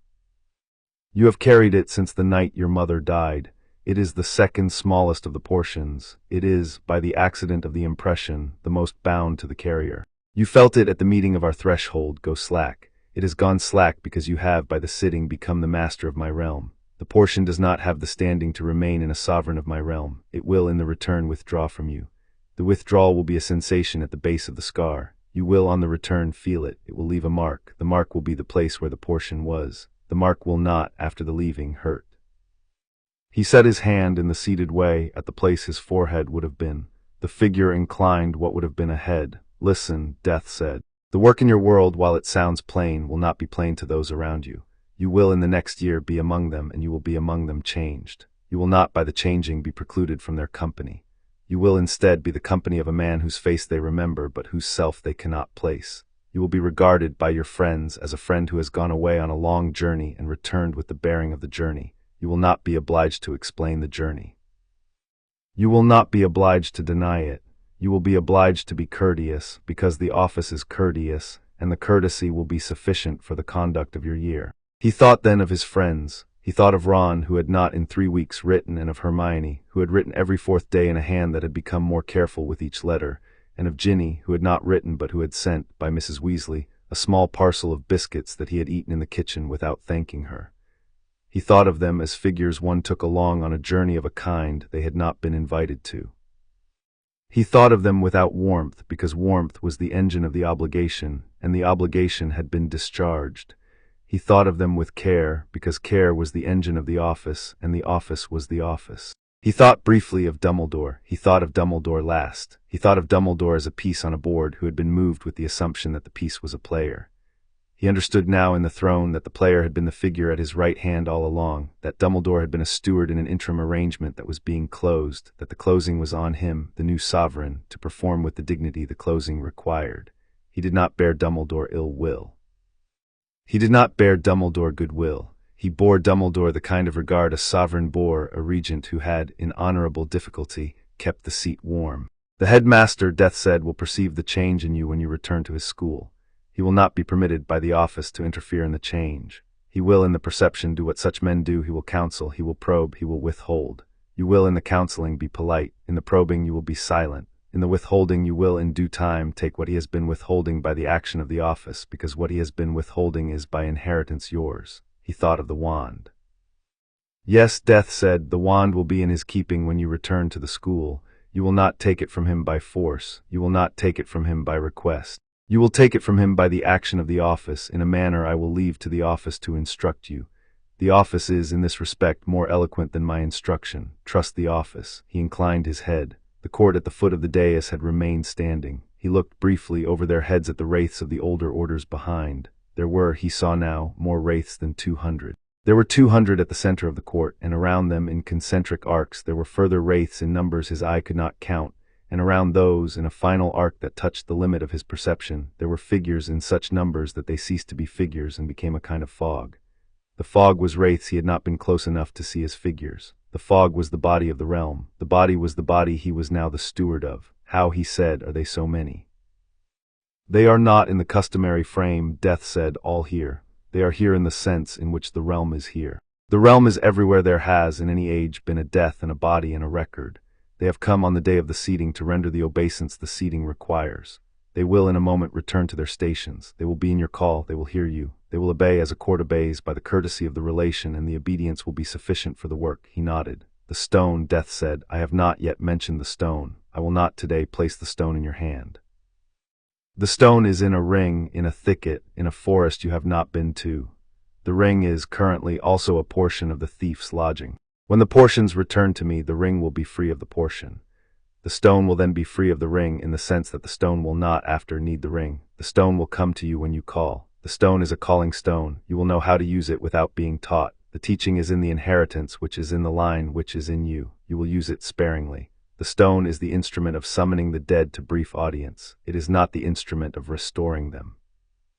Restoration is the office of the veil. The stone is the office of the audience. Do not confuse them. He inclined his head. The cloak, Death said, you have in your school trunk the cloak. The cloak is of all the instruments the most domestic. The cloak is the instrument by which the sovereign, at need, walks unseen in his own realm. You have used the cloak in your world for many trespasses. The trespasses have been the practice. The cloak will, after the seeding, do more than it has done. It will, in particular, render you unseen to the wraiths of the realm as well as the wizards of your world. The rendering is the courtesy of the office to its sovereign. The sovereign is entitled to a privacy from his own court. Use it as you would use a closed door. Do not abuse it. The court will not, in the long term, take well to being closed out at will. He nodded. The wand, Death said, I have already described. I add only this. The wand will not, when it comes to you, sit easily in your hand at first. The hand will need to grow into the seat of the wand in the manner that the seat of the throne is grown into. The growing will be the work of weeks, not months. You will, in the weeks of the growing, make do with your own wand, which has been a faithful instrument to you and which will continue to be. When the wand sits, you will know. The knowing is the third moment after the throne. The first was the sitting. The second is the inscription you have just now received. The third will be the holding of the wand. You will hold it on the day of the climax. He inclined his head. The figure stood then for a long moment without speaking. He understood the moment. The moment was the moment in which the host concluded the audience. He waited in the manner the place required for the conclusion. Sovereign, Death said. The word was the first time the figure had used the title. He met what would have been the figure's eye. Sovereign, Death said, you have been seated, you have been inscribed, you will in a moment be returned, the realm will know you, the realm will obey. The thief will not for a time notice the change in the relation. He is preoccupied at the present hour with a small matter of his own, in a cottage in a coastal county of your country, which will not by the morning have a body alive in it. He will notice the change when the change reaches him in the form of his own seventh portion, leaving his vessel. He will, in the noticing, attempt to inquire. He will not find the inquiry productive. He will, in due time, mount a confrontation. The confrontation will be at your ministry. The confrontation will be in the year I have given you. You will, in the confrontation, exercise the office. The office, as I have said, will instruct you. Trust the office. He inclined his head for the last time in this place. One more matter, Death said, of the veil. He waited. The veil, Death said, will not, until you call for the opening, behave any differently from how it has behaved. The man who fell through it is kept on my side. He is not in the keeping, conscious in the way you would call consciousness. He waits. He waits without the awareness of waiting. He is, for the present interval, the soul of a man in a long sleep. He will not stir until called. The calling is yours to do at the hour of your judgment. I recommend the call to be made within the first half of your year, because the diminishment of which I spoke is, by the rate I have observed, gentler when the keeping is shorter. The half-year mark is in November of your school year. You will ideally call him then. You will call him at the veil itself, because the veil opens only at the veil. The sovereign of my realm cannot, even at the level of his office, open the veil from elsewhere. You will, therefore, enter the department of mysteries a second time. You will, on the second entry, be unaccompanied. The unaccompanying is the courtesy of the office to the dignity of the call. The man returns to one person, who is you, because you are the person who has brought him back. You will, on the second entry, be uninterrupted. The office will see to it. He inclined his head. Speak, Death said, if there is a thing you have not yet asked. He thought without hurry, because the place did not hurry. He thought of the things he had assumed he would have to ask. He thought of the things he had not, in his 16 years, known to ask. He found in the thinking that the figure had not left any of them to him to raise. The figure had, in the audience, raised them all. The figure was a host of the older grammar. The host of the older grammar did not, in the modern manner, leave to the guest the burden of the agenda. He thought in the last second of the thinking of the boy he had been 10 minutes earlier. The boy had been Harry Potter. The boy had been the one with the weight in the chest, in the chair that had taken his shape, with the broth that had cooled. The boy had walked in the lifespan of the conversation to a threshold, and the boy had stepped across it. The boy had not, in the stepping, died in the customary sense. The boy had passed into the office. The boy was now the sovereign. The sovereign was, in this place, seated. He looked once at the court inclined. I have nothing more to ask, he said. Then returned, Death said, the seat will await you, the realm will await you, the throne is yours. The figure raised what would have been a hand. The place changed. He did not in the changing feel a movement. He did not in the changing feel a falling. He felt instead the substitution of the place by the prior place, in reverse of the substitution that had brought him. He felt the membrane again as a kind of skin. He felt, at the moment of passing through it, the membrane recognize him as the sovereign and yield without resistance. He felt the knot floor become the floor of the library. He felt the seat of the throne become the seat of the chair Sirius had sat in. He opened his eyes. The library was where it had been. The lamp burned at the same height. The black book was on the desk, spine outward. The broth in the bowl on the tray was very faintly steaming again. Creature had not returned. Creature had not needed to. His scar, where the slack tether had been, had a small and unfamiliar absence. He raised his hand and set the tips of his fingers against the scar. The fingers met skin. The skin was the skin of the forehead, and the forehead had a faint coolness at the place the scar had been, and the coolness was the cold of the place he had been seated in, and the cold was now his. The scar itself was where it had been. The lightning shape had not moved. There was only the small and unfamiliar absence beneath the skin. The portion had left. The portion was, by the office, now in the keeping of the realm. He let his hand drop. He sat for a long moment with his hand on the desk. The room had not changed. The room was the room. The room was, however, not the same room. The film he had been seeing it through had been the thickness of being alive. He was now alive again, but the film was in some measure thinner. The world on the return side was closer to the surface of itself than it had been before. He could see at the edge of his perception more than the room. He could see the corridor outside the library without looking. He could see the back stairs without listening. He could see at the edge of the edge the elf at the foot of the stairs, waiting in the dark of his closet for the master's bell to ring. The bell would not need to ring. The elf knew. He sat there for a count of 101 breaths. He did not, at any point in the count, decide to stop. He stopped because the broth had begun to steam, and because the broth was on the tray, and because the elf had said he would eat tonight. He ate. The broth was simple. It tasted of bones and salt and an herb he did not have a name for. He drank from the cup. The cup held water. The water was at the temperature of the room. He set the cup back on the tray. He did not, in the eating, hurry. When the bowl was empty, he set the spoon across it, and he covered the tray with the dish cover. He stood. The library tilted for one moment, and then for one moment did not tilt, and then the library stood as it had stood, and he stood within it as a man who had, between two heartbeats, been somewhere else and returned. He walked to the door of the library. He paused with his hand on the handle. He turned the handle. He opened the door. Creature stood 3 feet away in the corridor. Creature did not bow. Creature had not in his life bowed to a wizard. Creature inclined his head. The inclining was the same inclining the figure in the place had taught Harry. The inclining of a thing that did not have, in the ordinary sense, the part of itself the gesture required, and that performed the gesture anyway. Master, Creature said. The voice of the elf had changed. The voice had been the voice of a creature who had been holding, for 60 years, a grudge against any wizard who had darkened the door of this house. The voice was now the voice of a creature who had been waiting, for 60 years, for the master the grudge had been holding the door for. Creature, he said. Master is the master of the house, Creature said. Yes, he said. Master is also the master of the realm, Creature said. Yes, he said. Creature inclined the head a second time in the manner that ratified the address. Creature will bring tea, Creature said. For the morning the master goes to the bank. Thank you, he said. He passed the elf in the corridor. He climbed the stairs to the floor on which his room was. He did not, on the climb, look at the portraits on the wall. He did not need to. The portraits had all, at the moment of his return, woken. They watched him climb. They did not speak. They had not, in their painted lives, spoken in the presence of a sovereign of the realm. They had been for the last 190 years sleeping through interregna. They watched him climb, and they did not speak, and the watching was the salute they were permitted to give. He reached the landing. He turned on the landing to the door of his room. He paused. He looked once back down the stairs. The portraits in the same instant lowered their gaze. He went into his room. He closed the door. He sat down on the edge of the bed. He sat there for a long time without lying down. He did not sleep. He had in the seating ceased to require sleep in the customary sense. He would sleep again, but the sleep would be a courtesy his body still appreciated rather than a necessity his mind required. He would test the courtesy in the days to come. He did not tonight test it. He watched the window until the window paled. When the window paled, he stood. He took off the shirt he had been wearing for 2 days. He pulled on a clean shirt. He combed his hair. He went down the stairs to the kitchen. The tea was on the table. He drank it.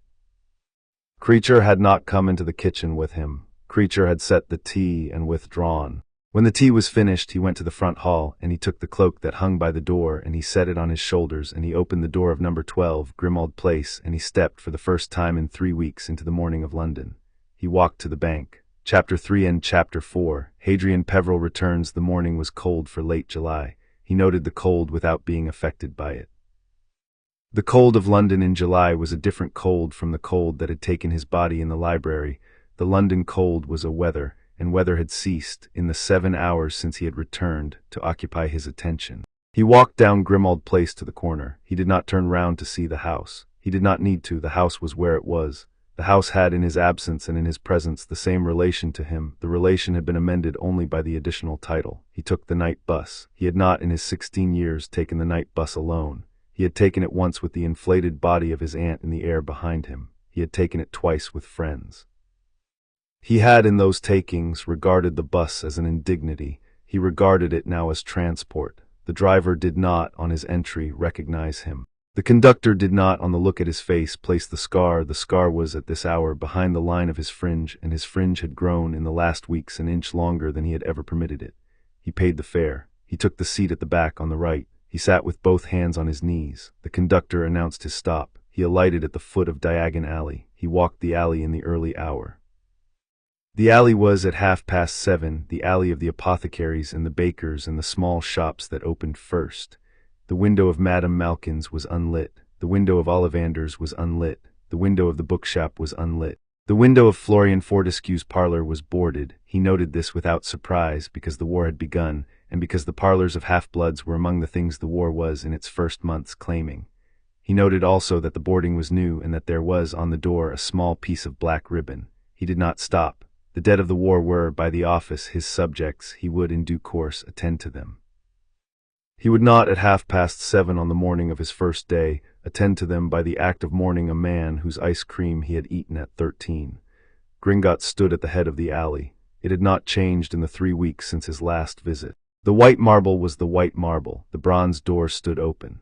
The goblin sentry stood at attention. He passed between them. The sentries did not glance at him. He understood by the not glancing that he was being read. The goblin sentries did not glance at the patrons they were reading, and the reading was a defense of an older order. He passed. The interior of the bank was, at this hour, half-lit. 2 of the long counter desks were manned. The others were closed. He walked to the center of the hall.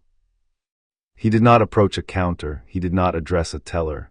He stood in the center of the marble floor, and he waited. He understood on the standing that the waiting was the correct procedure for what he had come to do. The procedure had not been told to him. The office had instructed him in it, by the practice of the office, in the moments since the sitting. A goblin emerged, after perhaps 30 seconds, from a door at the far end of the hall. The goblin was old. The age was the age that, in goblins, was measured in the deepening of certain lines around the eyes, and in the carriage of the jaw. The age was, in his estimation, 200 years or more. The goblin wore robes of a green so dark it was almost black, and a chain of office over the robes, and a single ring on the 3rd finger of the left hand. The ring was the ring of the Peverell inheritance desk, which had been the ring of the keeper of that desk for 900 years, and which had passed from keeper to keeper as the keepers had succeeded each other, by an instrument of the bank that Hadrian did not need to be told the name of because the office had told him. The goblin walked across the hall. The goblin did not speak until he was 3 paces away. At 3 paces the goblin stopped, and the goblin bowed. The bow was of the depth that the goblins of Gringotts reserved for the heads of the lines they served. The bow was, by the standard of the bank, an act of state. "My Lord Peverell," the goblin said. "Master Keeper," he said. He had not been told the goblin's name. He understood from the office that the address was the address the keeper preferred. "Will my lord," the goblin said, "step into the office of the desk?" "He will," he said. The goblin turned and he walked behind the goblin, and they passed through the door at the far end of the hall, and they descended a flight of stairs of green marble that he had not, in his prior visits, known existed, and they passed a corridor lit by torches that did not appear to be torches, and they arrived at a door of black oak with a single rune in iron upon it. The rune was the Peverell rune. Rune had not, in his 16 years, been a rune he had been taught to read.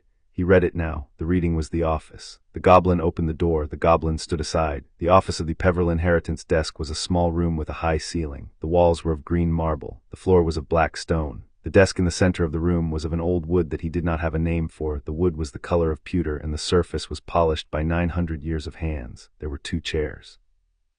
One was the keeper's, one was the inheritor's. The inheritor's chair had not been sat in for 231 years. He sat in it. The chair received him. The chair had been waiting. The chair was like the throne of a build that fitted the body of the inheritor. The chair had, in the 231 years of its waiting, taken no other shape because no other shape had presented to claim it. He sat. The keeper sat opposite. The keeper folded his hands on the desk. My lord, the keeper said, the desk has been kept against the day of your audience. The instruments are in the drawer at my right hand. I will, with your leave, read them in order. They will be in 3 groups. The first group is the inheritance instrument, the second is the disposition of the Peverell estates and the residual rights, the third is the matter of the name. I will, after the third group, await your instructions. Proceed, he said. The keeper opened the drawer. The drawer contained a small stack of parchments, bound at the corner with a black ribbon. The keeper untied the ribbon. The keeper laid the parchments on the desk. The inheritance instrument, the keeper said. The keeper read. The instrument was in a Latin of the early 13th century. He understood it. The understanding was the office. The instrument named him as the heir of Ignatus of the Peverells, in the 27th generation, by the cadet line of Potter. It acknowledged the parallel cadet line of Gaunt, by which he was the heir in the 19th generation, and it noted that the Gaunt cadet line had in the last decade been the subject of an unauthorized alteration by the surviving male of that line, who had used a portion of the line's magic for the manufacture of an object the bank had taken note of and had for its records. Classified as an unauthorized soul anchor, the keeper paused briefly at the word soul anchor. He read on. He read that the line of Cadmus had, by the records of the bank, terminated in 1456, and that the line of Antioch had terminated in 1311, and that the line of Ignatus was, at the date of the present instrument, in him alone. The keeper finished the reading. My lord, the keeper said, do you accept the instrument? I do, he said. The instrument, the keeper said, is now in force. The acceptance is logged at the moment of speaking. The bank will, by the courtesy of the older houses, communicate the acceptance to those houses who have standing to know. They will be informed within the hour. The ministry will not be informed by the bank. The ministry has no standing in the matter. Thank you, he said. The disposition of the estates, the keeper said. The keeper read the second group of instruments. The Peverell estates, by the recital, consisted of 3 properties. The first was the cottage in Godric's Hollow, which had been the residence of Ignatus and which was, by the records, in the keeping of the National Trust of Wizarding Britain under a long lease that the bank had renewed every 50 years. The second was a parcel of moor in the West Country, 312 acres, which had been the hunting lands of the line in the 14th century and which had not, since 1389, been hunted on. The third was a small library, kept at the bank itself, of 86 volumes, which had been the writings of the Peverells through the line, and which had been catalogued by the bank but had not, in 231 years, been read. He did not, in the moment, ask to see the library. He noted it. He would, in due course, read the 86 volumes. He would read them in the office of the desk, in this chair, in the way the chair had been built to receive its inheritor.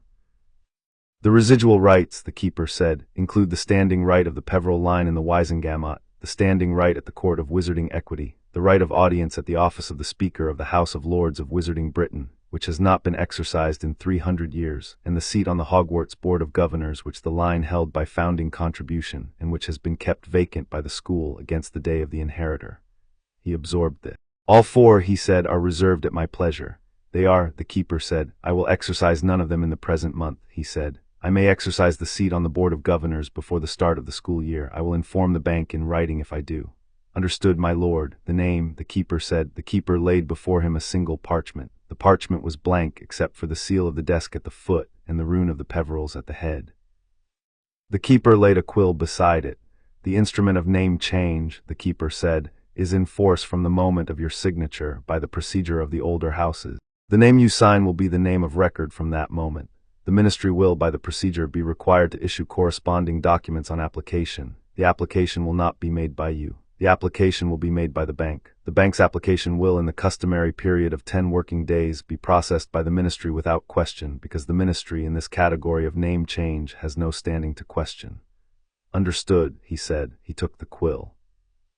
He set the nib at the head of the parchment. He wrote, in the hand he had been writing in since he had been 11, the name, Hadrian James Peverell. He set the quill down. The parchment, at the moment of the period after the surname, sealed. The seal was the seal of the desk. The seal had been waiting. The keeper inclined his head. My lord Peverell, the keeper said, the desk will, by tomorrow, have issued the certificates of inheritance and the receipts of name. The certificates will be at the office at your call. Will my lord require anything further at this audience? One thing, he said, the Black estate. The keeper inclined the head a further fraction. My lord, the keeper said, has inherited the estate of Sirius Black by the will of the late Lord Black, dated the 4th of January this year, and lodged with the bank on the 7th. The estate is, by the will, intact and unencumbered. The inheritance has been in effect from the moment of the testator's passing. My lord has not, until the present audience, presented for the confirmation of the inheritance. The confirmation requires no signature additional to the inheritance instrument. It requires only the audience. The audience is now occurring. I confirm by the office of the desk the inheritance to Hadrian James Peverell, formerly Harry James Potter, of the estate of Sirius Black, with all that the estate contains and all the rights pertaining. Thank you, Master Keeper. My lord, the keeper said. There is a matter of an elf, he said. There is. The elf is by the inheritance in my service. He is. The elf has, since the passing of the previous Lord Black, taken to himself a bearing in my house which I had not then understood. I understand it now. He has been waiting. He has been waiting on the master of the realm. He has, by his bearing, been competent in the waiting. I would, by the inheritance instrument, formally acknowledge him. My lord may, the keeper said, the acknowledgement of an elf is a small instrument. It is logged with the desk. It requires the elf's name. His name is Creature. The acknowledgement is logged. He will, by the acknowledgement, have what rights pertaining. He will have the right of address in my lord's presence. He will have the right of refusal of any command of my lord's which he, in his judgment, regards as contrary to the welfare of the house. He will have the right of the small house allowance set by the Lord Black instrument of 1,747, which has been kept by the bank against the day a Black would acknowledge an elf again. The sum is small. It will not on its own alter his condition. It will give him the standing of a kept elf, which is the standing his bearing suggests. He will have all three, communicate as appropriate. It is logged. He inclined his head. My lord, the keeper said, yes. The bank wishes, the keeper said, to take, as a courtesy, the further audience on which to brief my lord regarding the financial position of his houses. The audience is by the standard half a day in length. The audience would by the standard be conducted by the senior account director of the old houses. He is at this hour in the building. He could attend my lord within 20 minutes. The audience is set for the third day after today, he said. At 10. It is set, my lord. He stood. The keeper stood with him. My lord Peverell, the keeper said, the desk is grateful for the audience. And I to the desk, he said. The keeper bowed. The bow was the second of the day. The bow was the same depth as the first. He inclined his head in the manner that at his end of the audience ratified the dignity. He turned and he walked out of the office, and the keeper closed the door behind him. He climbed the stairs of green marble. He passed back into the high hall of the bank. The hall, in the half hour of his audience, had filled. The morning patrons had begun to arrive. He walked among them. He saw at his passage the carriage of two of the older patrons change. They were heads of houses, by the cut of their robes, and they had registered, by the courtesy of the older grammar, that a new head had been seated, and they did not need to know whose head by name to mark the dignity. He inclined his head to one. He inclined his head to the other. They returned the gesture. The exchange was the exchange of the older grammar in passing, and the exchange had not happened in this hall, for an inheritor of his particular line, in 231 years. He stepped out of the bank into the morning. The morning had advanced. The alley had filled. He walked the alley in the other direction, toward the corner where the night bus had let him off. He did not, in the walking, stop at any window. He had no errands. He had come for the bank. He had been at the bank. He returned. The night bus accepted him a second time without remark. The conductor announced the stop at the entrance to Grimmauld Place. He alighted. He walked the few paces to the door of number 12. He let himself in. The door closed behind him. The hall was warmer than it had been at dawn. Creature stood at the foot of the stairs. Creature inclined his head. Creature's eyes were the eyes of a creature whose long grudge had, in a single night, transmuted into something that was not yet loyalty in the customary sense, but that had the color of loyalty when held up to the light of the office. Creature would in time be loyal. He would in time be content with the loyalty. He was at the present hour content with the bearing of the elf, which had been competent. My lord, Creature said. Creature, he said, I have set with the bank an acknowledgement instrument. The instrument will be communicated to you in writing by tomorrow. The instrument grants you the right of address in my presence. You may use it as you require. Creature inclined the head again. My lord, Creature said, there is a matter. Speak. My lord, in the cellar of this house is a thing. There is, he said. My lord, Creature said, is aware of it. I am. The thing, Creature said, has not been a comfortable companion to the house in the years of its presence. It has been kept by the wards of the house, which have been adequate. It has not in the years attempted anything beyond the wards. It is, however, not a thing the house has wished to host. It has been in the order of the cellar a difficulty. It will not be a difficulty after today, he said. My lord, Creature said. Creature inclined the head a third time.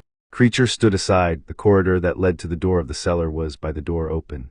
He walked to the cellar door. He laid his hand on the bolt. The bolt was a heavy iron of the 18th century. The bolt had not been drawn by his observation since he had been in this house. He drew the bolt. The door opened on darkness. He did not raise his wand for illumos. He did not need to.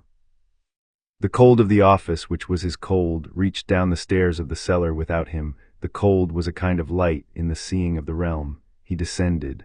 The cellar was the cellar of a black house. It had a stone floor, walls of brick that had been painted over with a tar to keep the damp, 3 small barred windows at the height of the street, and at the far end, a low arch which gave onto a chamber that was older than the house above. The chamber was the original black cellar of the 17th century, before the present house had been built. The chamber had been the place the family had used for its smaller necromancies. The chamber had not been entered by any black in 140 years. The thing was in the chamber. It had been in its life a wizard of the Black family, of the name of Sirius Black the Elder, not his godfather, but a great-great-great-great-uncle by marriage of the same name, who had died in 1739 of a curse he had laid on himself for the purpose of becoming, after death, a kind of restless thing he had read about in a book. He had succeeded in the laying. He had not, in 267 years, found the thing he had become to be the thing the book had described. He had become, in the strict sense, a wraith of an obsessive habit. He had been kept in the chamber by the wards since the chamber had been built. He had wanted, in those 267 years, only to be addressed by a master of the realm, because the address of a master had been the small term in the contract of his becoming that he had in his haste forgotten to provide for. He stood before the wraith. The wraith did not at first see him. The wraith stood in the center of the chamber in the form it had taken at the moment of its becoming, the form of a man in his 50s in the robes of a black, with the look on his face of a man who had been about to compose a sentence and had been interrupted. The wraith had been holding the sentence for 267 years. The wraith did not register Harry Hadrian as he descended because the wraith had been, for 267 years, looking only for the master. The master was here. The sigil at the base of his throat warmed. He felt it warm. He felt in the warming the recognition of the wraith. The wraith turned its head. The wraith's eyes, which had been the color of unmoved water for 2 centuries, brightened. The wraith stepped forward in the manner that wraith stepped, which was without the use of the feet. The wraith crossed the chamber. The wraith stopped at a distance of 3 paces, and the wraith, Sirius Black the Elder, who had been a vain and stupid man in life and had been an obsessive habit in death, and was in this instant the first of his court to address him in his own world, bowed. The bow was not the bow of the court behind the throne. The court behind the throne had bowed in the discipline of the older grammar. This bow was the bow of a relieved subject who had been kept too long at the gate. The bow had in the depth of it the relief of a creature who had been waiting for the door of his contract to be opened. The door was at the bow opened. The contract was at the bow settled. "My lord," the wraith said. The voice of the wraith was the voice of a man who had not used his voice in 267 years. "Sirius Black the Elder," he said. "My lord," the wraith said, "I have been waiting." "You have been," he said. "The waiting is at an end. You may go." The wraith inclined his head. "My lord," the wraith said, "asks if I have a service to render before I go." He considered. "You will," he said, "carry word to the wraiths of the family Black who are not, by their bond, in the cellars of this house. You will tell them that the master of the realm has been seated. You will tell them that, by the courtesy of the office, the family Black has the standing of a court of the inner ring. You will tell them that I have, by the inheritance, taken the seat of the family. You will tell them that any wraith of the family who has a small business of completion which has, in their state, been delayed by the long absence of a head, may bring the business to the elf in this house, who will, by my instruction, log it. I will in the year ahead work through the log. My lord. You will then in your own time go to the realm. You will be received.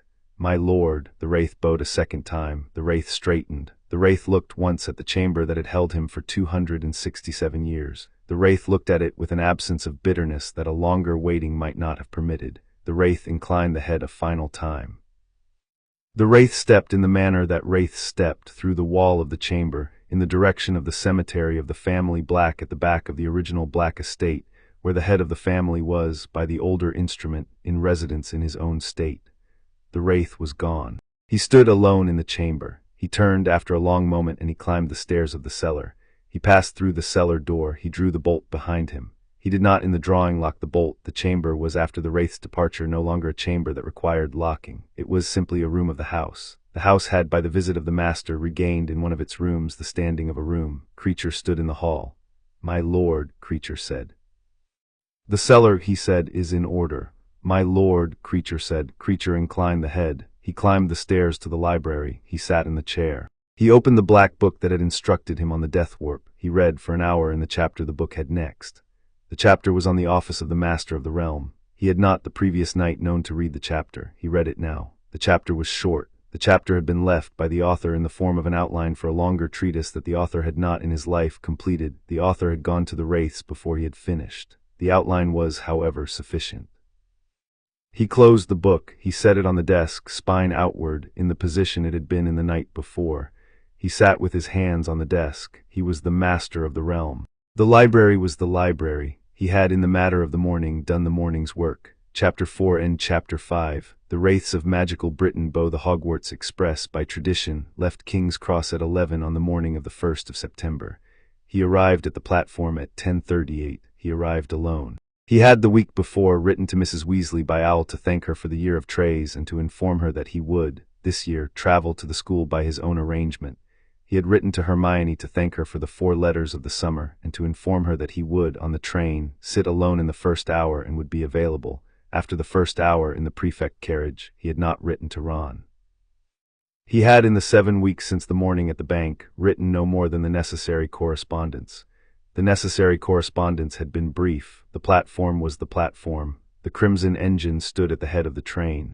The steam was at the height. Steam was at 10:38 at the platform. The mothers stood at the doors of the compartments. The mothers wept. The mothers had this year more cause to weep than in former years. The war had begun in earnest, and the war had taken in 8 weeks 81 of their countrymen. The train was, by an unspoken agreement, the last image their children would be the children in before the term took them, and the mothers were holding the image as long as the train would permit. He walked the platform. He was, on the walk, recognized 3 times. The first recognition was by a 5th year, who saw the scar at the moment his fringe lifted in the wind, and who stared as a 5th year stared when politeness had been abandoned. He inclined his head to the 5th year. The 5th year, after a moment, inclined a head in return. The exchange was the older grammar. The 5th year had not, in his short life, learned the older grammar, but the exchange had instructed him in it, and he did not, in the moment of instruction, fail. The second recognition was by Susan Bones, who was a Hufflepuff of his year, whose aunt had been killed by Death Eaters in August. He stopped for Susan. He set his right hand on the back of his left wrist, in a gesture that was the gesture of condolence in the older grammar.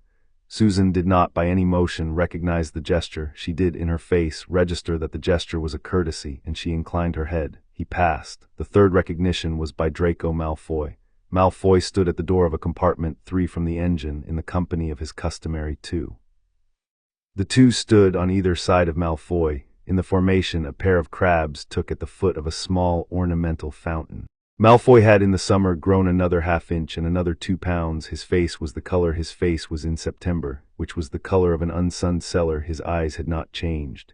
He passed. Malfoy did not at first register him. The fringe was over the scar. The fringe had grown in the 7 weeks. The fringe did not, on the second of his passing, lift.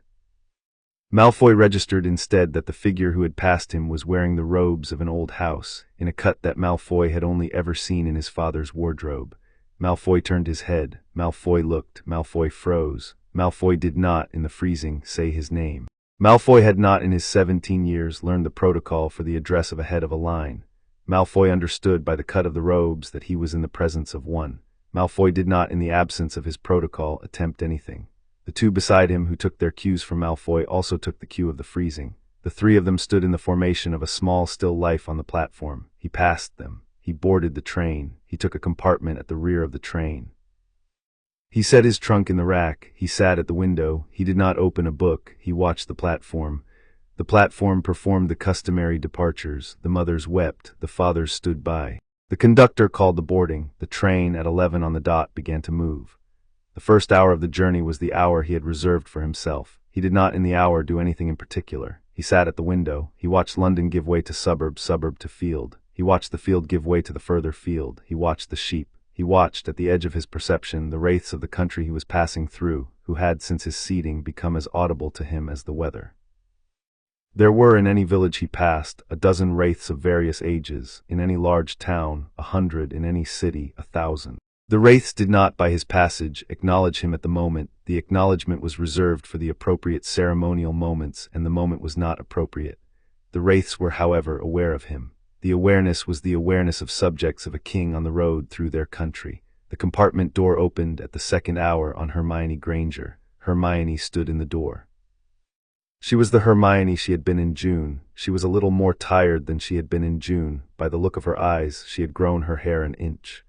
She did not, on seeing him, comment on the change in the cut of his robes. She had been, by his calculation, the first to receive the bank's notice of the name change. The bank had communicated the names of the heads of lines who had filed in the summer to those who had standing in the older grammar, and Hermione, by her presence in the order house, had received a copy of the notice with the rest of the order. She had not, in the 7 weeks since, written to him about it. She had written, instead, about the other things. He had appreciated the not writing about it. He had not appreciated it warmly. He had appreciated it with the bearing his office permitted. "Hello, Hermione," he said. "Hadrian," she said. The use of the name was the second time he had been addressed by it in the world. The first had been Creature at the morning of the return. He inclined his head. "Sit," he said. She sat. She set her hands on her knees. She did not at first look at him. She looked at the rack above his head. She looked at the window. She did not for the first 30 seconds find a question. "Ron has been writing," he said, "to you." "Yes," she said. "He has not been writing to me," he said. "He has been finding it difficult," she said. "He has not in the last weeks known what to write. He will not know for the present what to write," he said. "He will in time find the form. I will not be impatient with him." She looked at him then. The look was a long look. The look was, he understood, the look of a friend who was trying to identify the friend had been, in the face of the friend had become.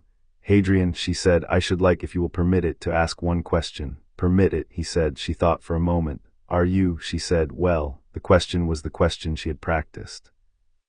The question was the question she had decided, after 7 weeks of consideration, was the only question that could be honorably asked of a friend in his condition.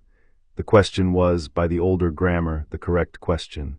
"Yes," he said. She nodded. She did not, after the nodding, ask further. She turned her head to the window. She looked at the sheep. She permitted herself a small composure. He permitted her the composure. The compartment held them as a compartment held two friends who had been, for a long time, the kind of friends who could be silent. They were even now that kind of friends. He inclined his head, by the smallest measure, to the side of her face that did not see him. The journey continued. The other prefects came, in due course, to the door of the compartment.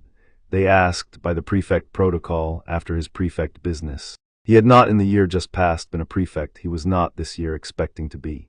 He answered the prefect's questions by the necessary protocol. The prefect's eyes had in some of them the look the fifth years had had on the platform. The prefects had heard by the prefect grapevine that the name had changed and the grapevine had reached the train. He inclined his head to each prefect by the proper measure. The prefects, in passing, inclined back. The exchange, again, was the older grammar. Ginny Weasley arrived at the door of the compartment in the 4th hour. She did not at first speak. She stood in the door. She had in the summer grown an inch. She had grown her hair another 2 inches. She had, in the line of her face, taken on a measure of the older quality that the war had been depositing on the faces of those it would not, in the long run, kill. She looked at him for the duration of one breath. She inclined her head in a gesture that he had not, in his year of acquaintance with her, ever seen her use. "Hadrian," she said. "Ginny," he said. She did not sit. She remained standing. "My mother," she said, "wished me to tell you that she has, by the order, received your letter, and that she has not, in answer, written back yet, because she has not, in 7 weeks, known what to write. She wished me to convey that the not writing is not from coldness. She wished me also to convey that she would value, on the occasion of any visit you might make to the borough, a half-hour audience in the kitchen at her convenience." She did not use the word audience. She used the word sit down. "I have, in conveying, used the word in the form you would prefer." He inclined his head. "Tell your mother," he said, "that the letter required no answer. Tell her that the audience is granted at her convenience, that I will, by my own choosing, make the visit in the 2nd week of the school term on a Sunday, and that I will, in the half-hour, drink the tea she will set out for me without making her, in any moment of the half-hour, uncomfortable." "I will," Ginny said. She turned. She walked, after one further inclination of the head, down the corridor. Hermione, who had been the witness of the exchange, did not, at the closing of the door, comment. She inclined her head a fraction, in the gesture he had taught her, by example, over the hour. He returned the gesture by a smaller fraction. They sat the remainder of the hour in their previous silence. The train arrived at Hogsmeade at dusk. The Thestrals, by the standing arrangement, drew the carriages to the school. The Thestrals had in his 5th year been visible to him as the consequence of having seen a death. They were by his school's textbooks the embodiment of a particular form of attention paid to the soul. He understood now the older form of what the textbooks had simplified. The Thestrals were a small order of his realm. They were among the most loyal of the small orders because they had been, since the breeding of the herd by the Hogwarts groundsman in 1864, the order most closely attached to the school, and the school was a place of many small deaths and many small recognitions of those deaths. The Thestrals were his to call. He did not, on the platform of Hogsmeade, call them. He walked, instead, to the carriage that had been assigned to him by the prefect Rhoda. The Thestral at the front of the carriage turned its head as he approached. The Thestral did not, by any motion, do the kind of acknowledgment that the wraith in the cellar had done. The Thestral was a creature of his world, not a wraith of the realm. The protocol was different. The Thestral inclined its head 1/8 of an inch. The 1/8 of an inch was the gesture by which a small order of the realm registered the presence of the sovereign in the world. The 1/8 of an inch was, by the older grammar, sufficient. He inclined his head 1/16 of an inch in return. The Thestral turned its head forward. The carriage proceeded. Hermione, beside him in the carriage, had not seen the exchange between him and the Thestral, because Hermione did not see the Thestrals. She did, however, register that his head had inclined. She inclined her head a fraction in the same direction on the assumption that he had inclined to something in the carriage queue. She was wrong about what, she was right about the courtesy. He did not correct her. They came up the drive to the castle. The castle was the castle. The torches were lit. The doors of the entrance hall stood open. The students disembarked. The prefects formed the lines that the prefects formed. He, who was not a prefect, did not stand in a line. He passed the lines and entered the hall, with Hermione half a pace behind. The hall accepted him. The hall, of all the places in his world, had been the place he had been least observing in his 5th year. The office had since taught him to observe it. He observed it now. The hall was a vault of stone of the 12th century, with the original beams, with the original flagstones, with the original arches. The hall had been built by men who had understood the older grammar in their bones, and the hall, on his crossing, registered the older grammar in him. The portraits in the hall woke at his passage. They did not, in waking, speak. They had not, in the manner of the black portraits, spoken since the restoration of the older grammar in the bank. The news had traveled. They watched. They watched in the manner the black portraits had watched, with a salute they were permitted to give in the form of attention.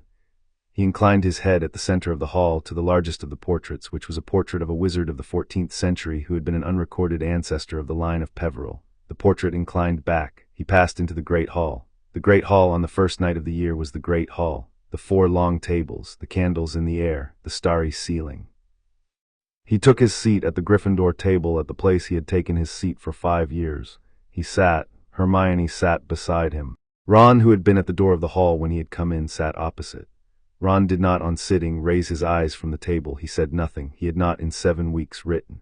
He did not have in the moment the form. He had, however, sat where he had always sat. Hadrian inclined his head at the level of the courtesy his office permitted to Ron. Ron, by the gesture's quietness, did not see it. The sorting proceeded. The hat sang. The new first years were called. The hat sorted. The professors at the high table watched. Dumbledore watched from his throne chair at the center of the high table. The throne chair was the only piece of furniture in the school which was, by Dumbledore's authority, a throne. Dumbledore had not, at the entry of the students, looked at the Gryffindor table. Dumbledore had, in particular, not looked at him. Dumbledore was, by the standing observation of his 16 years, the most deliberately observant man he had ever met. The not looking was a deliberate not looking. He did not, on the not looking, react. He inclined his head by the smallest fraction at the high table in general. The smallest fraction was, on the etiquette of the older grammar, the fraction by which a head of an innering house registered his courtesy to a school of which his line had been a founding contributor. He had been instructed by the office in the precise fraction. He gave it. Dumbledore's eyes met his. The meeting was, on the face of it, brief. Dumbledore inclined his head with the smallest possible courtesy of the school to the line of Peverell. The exchange concluded itself. Dumbledore returned to his sorting watch. Hadrian returned to his table. Nearly headless, Nick floated in due course down the length of the Gryffindor table to settle at the place he had settled at for 5 years, opposite Hermione. Nick, on the settling, looked at Hadrian. The look of a ghost, when the ghost was looking with the older perception, was a look the sovereign would have known anywhere. Nick had not, in his 5 years of acquaintance with Harry, looked at him in this way. Nick had looked at him in those 5 years with the affection of a household ghost for a beloved boy of the house. Nick was, by his ghost status, a non-restless wraith, a ghost who had elected, at the moment of his death, the lingering. The lingering was a privilege the realm permitted. The privilege was in the older grammar contingent upon the recognition of the master of the realm at any time the master should appear. Nick's expression changed. The change was not large. The change was the change of a courtier who has, after a long absence of the king from court, registered the king's return to the hall. Nick inclined his head. Nick's head, by the standing condition of his death, did not incline far. The joint of the neck would, if asked too much, fall, and Nick was not, in the presence of his sovereign at the welcoming feast, willing to lose what dignity the joint permitted. He inclined, therefore, to the maximum his joint allowed without unsightliness. He inclined, in addition, with the formal gesture of the right hand which the ghosts of Hogwarts had been instructed by the previous sovereign, 6.5 centuries ago, to give as the formal court courtesy. The gesture was a gesture the school had forgotten. Nick remembered it. Nick gave it. Hadrian inclined his head by the appropriate 16th in return. Hermione, who had not seen any of this, did see that Nick had not, on settling, opened his customary preamble about the disappointments of the summer. "Sir Nicholas," she said, with a small note of concern, "are you well?" "My Lady Granger," Nick said. "I am in possession of all my customary functions. I have a matter of some present occupation. I will in due course answer your address." Hermione frowned. Nick very slightly withdrew the inclined head. The withdrawing was the polite signal that the conversation between himself and the sovereign required, at the moment, no further visible activity. Hadrian gave the smallest 16th in return. The exchange completed. Hermione, who was a brilliant girl, and who would, in the next 48 hours, work out the shape of what had happened, did not press. The Bloody Baron came, in due course, to the Slytherin table. The Bloody Baron, in his 3 centuries at the school, had been seen by the body of the student population on perhaps 32 occasions. He was, by his customary station in the dungeons, in attendance to his own remorse. He had not, by report, attended a welcoming feast since 1842. He attended this welcoming feast. He floated to the Slytherin table. He did not sit. He bowed. The bow was a bow that the school had not seen in its present generation. The bow was the bow of a wraith of the first court to a sovereign of the realm. The bow was the depth of the bow the wraith in the cellar of Grimmauld had given, and 1/4 of an inch deeper, because the Bloody Baron was, by the dignity of his particular standing in the order of wraiths, entitled to a deeper protocol. He bowed at the place at the Slytherin table where Draco Malfoy sat. Malfoy, who had been waiting for the trolley of pudding to be brought, looked up. Malfoy looked at the Bloody Baron. Malfoy looked, in the line of the Bloody Baron's bow, at the Gryffindor table. Malfoy looked in the precise pin of the line at Hadrian Peverell. Malfoy understood, then, 3 things at once. The first was that the bow was for Hadrian, and that the bow was of a depth that no living wizard in the hall had the standing to receive. The second was that Hadrian had, by the bow, been confirmed as the head of a line of an order of which Malfoy had not, in his 17 years, understood his own line to be a junior member. The third was that the cut of Hadrian's robes, which Malfoy had registered on the platform, had been the cut of an older-than-Malfoy house, and that Malfoy's own father, by the inheritance, owed Hadrian the courtesy of a lesser bow. Malfoy did not bow. Malfoy did not, by his constitution, bow lightly. He did, however, perform what the older grammar would have admitted as the acknowledgment of a lesser house. The slight rise from his seat. The rise was 3 inches. The rise lasted half a second. Malfoy returned to his seat. The rise had not been observed by the other students at the Slytherin table. The other students were watching the pudding. Malfoy, by the rise, had performed the minimum protocol that the inheritance of his line required of him. The minimum was, by the older grammar, sufficient. Hadrian inclined his head by a 16th to Malfoy. Malfoy did not return the inclination. The exchange concluded. The Bloody Baron, his ceremony complete, floated back to the dungeon. The Grey Lady arrived 3 minutes later at the Ravenclaw table. The Fat Friar arrived 4 minutes after that at the Hufflepuff. Each performed the same court courtesy. Each was witnessed only by Hadrian, by the inheritor of the corresponding house line where present in the hall, and in one case by a single 5th-year Hufflepuff girl who happened, by some accident of attention, to have the older perception in a small measure.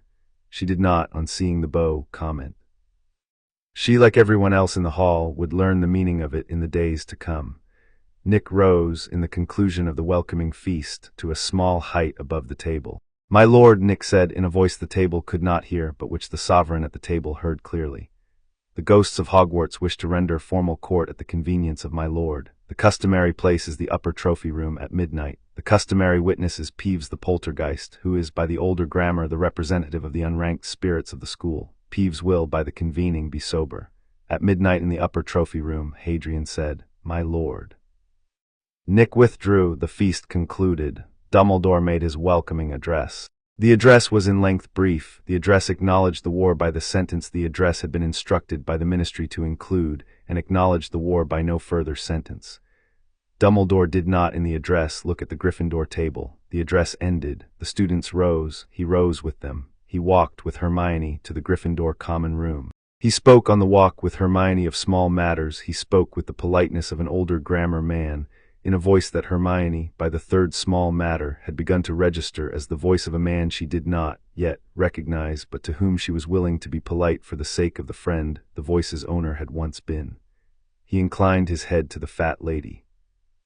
The fat lady, who had spent her painted life saying password in 3 intonations, said the word in the older grammar's 3rd intonation, which was the intonation reserved for the heads of lines. He gave the password. He passed. The Gryffindor common room was the Gryffindor common room. The fire was lit. The 5th and 6th years took the chairs by the fire. The 1st year stood in a small flock by the door. He did not take the chair by the fire. He did not sit at all. He inclined his head to the room at large. He turned to the boys' staircase. He climbed it. He found the 6th year dormitory. He laid his trunk at the foot of the bed he had taken in his 1st year. He took out the cloak. He folded the cloak twice. He set the cloak in the inner pocket of his outer robe. He stepped at 11:47 out of the dormitory. He walked unobserved through the castle. The cloak was on his shoulders. The cloak. The castle in the hour was empty of students.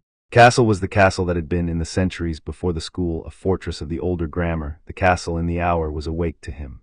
The upper trophy room was on the 7th floor, 3 corridors from the Gryffindor portrait, behind a door the school had marked on its map as a disused storeroom. The door had not, by the records of the office, been opened by a student in 70 years. It opened on his approach of itself. The cloak slipped back from his shoulders as he crossed the threshold. He folded the cloak into the inner pocket. The room had been, in the founder's century, the council chamber of the school's ghost court. The room had a domed ceiling, of a stone he had not seen elsewhere in the castle. The room was lit by candles which were not, in any of the 4 sconces, actual candles. They were the residual light of the long convening of the ghost court itself, which had pooled in the sconces and which renewed itself in the presence of the sovereign. There was at the center of the room no throne. The older grammar of Hogwarts had not permitted a throne in this chamber. There was instead a small chair of an unornamented wood on a single stone step. The chair was for the sovereign. The 4 house ghosts were already in the room when he arrived. Nearly headless Nick stood at the right of the chair. The Grey Lady stood at the left. The Bloody Baron stood behind the chair at the proper distance. The Fat Friar stood at the foot of the step. Peeves the Poltergeist hovered with an unusual stillness at the edge of the room, with his cap held in both hands. The cap had been pressed against his chest in a gesture the school had never seen Peeves make in his 300 years of present residence. Hadrian inclined his head to the fore. He inclined it to Peeves. He sat in the chair. The chair received him. The Bloody Baron spoke first. "My Lord Sovereign," the Baron said. His voice was the voice of a man who had been a thane of a small kingdom in the 11th century, who had killed himself in remorse and who had carried in his 3 centuries at the school the remorse without alteration. The ghosts of Hogwarts convene by the ancient instrument in the presence of the sovereign of the realm. The convening is for the rendering of court, the confirmation of standing, and the receipt of instruction. The convening is by the standing of the school, attended by the 4 house ghosts, the unranked representative, and any ghost in residence on the night who wishes, by his standing, to attend. 3 further ghosts of the school have requested attendance. I have, by the protocol, admitted them. They wait in the antechamber. "Admit them," Hadrian said. The Baron inclined his head. He passed through the wall. He returned after the gesture of a courtier in the company of 3 further ghosts. The first was Professor Cuthbert Binns of the History Department. Binns had been a ghost since 1873. Binns had in his teaching tenure never used the older grammar. Binns had been in his life and in his death a man of small ambitions and a methodical incuriosity. Binns, however, was a ghost. By the older instrument, Binns owed his court. Binns bowed. The second was Myrtle, who had been a 4th year in 1943.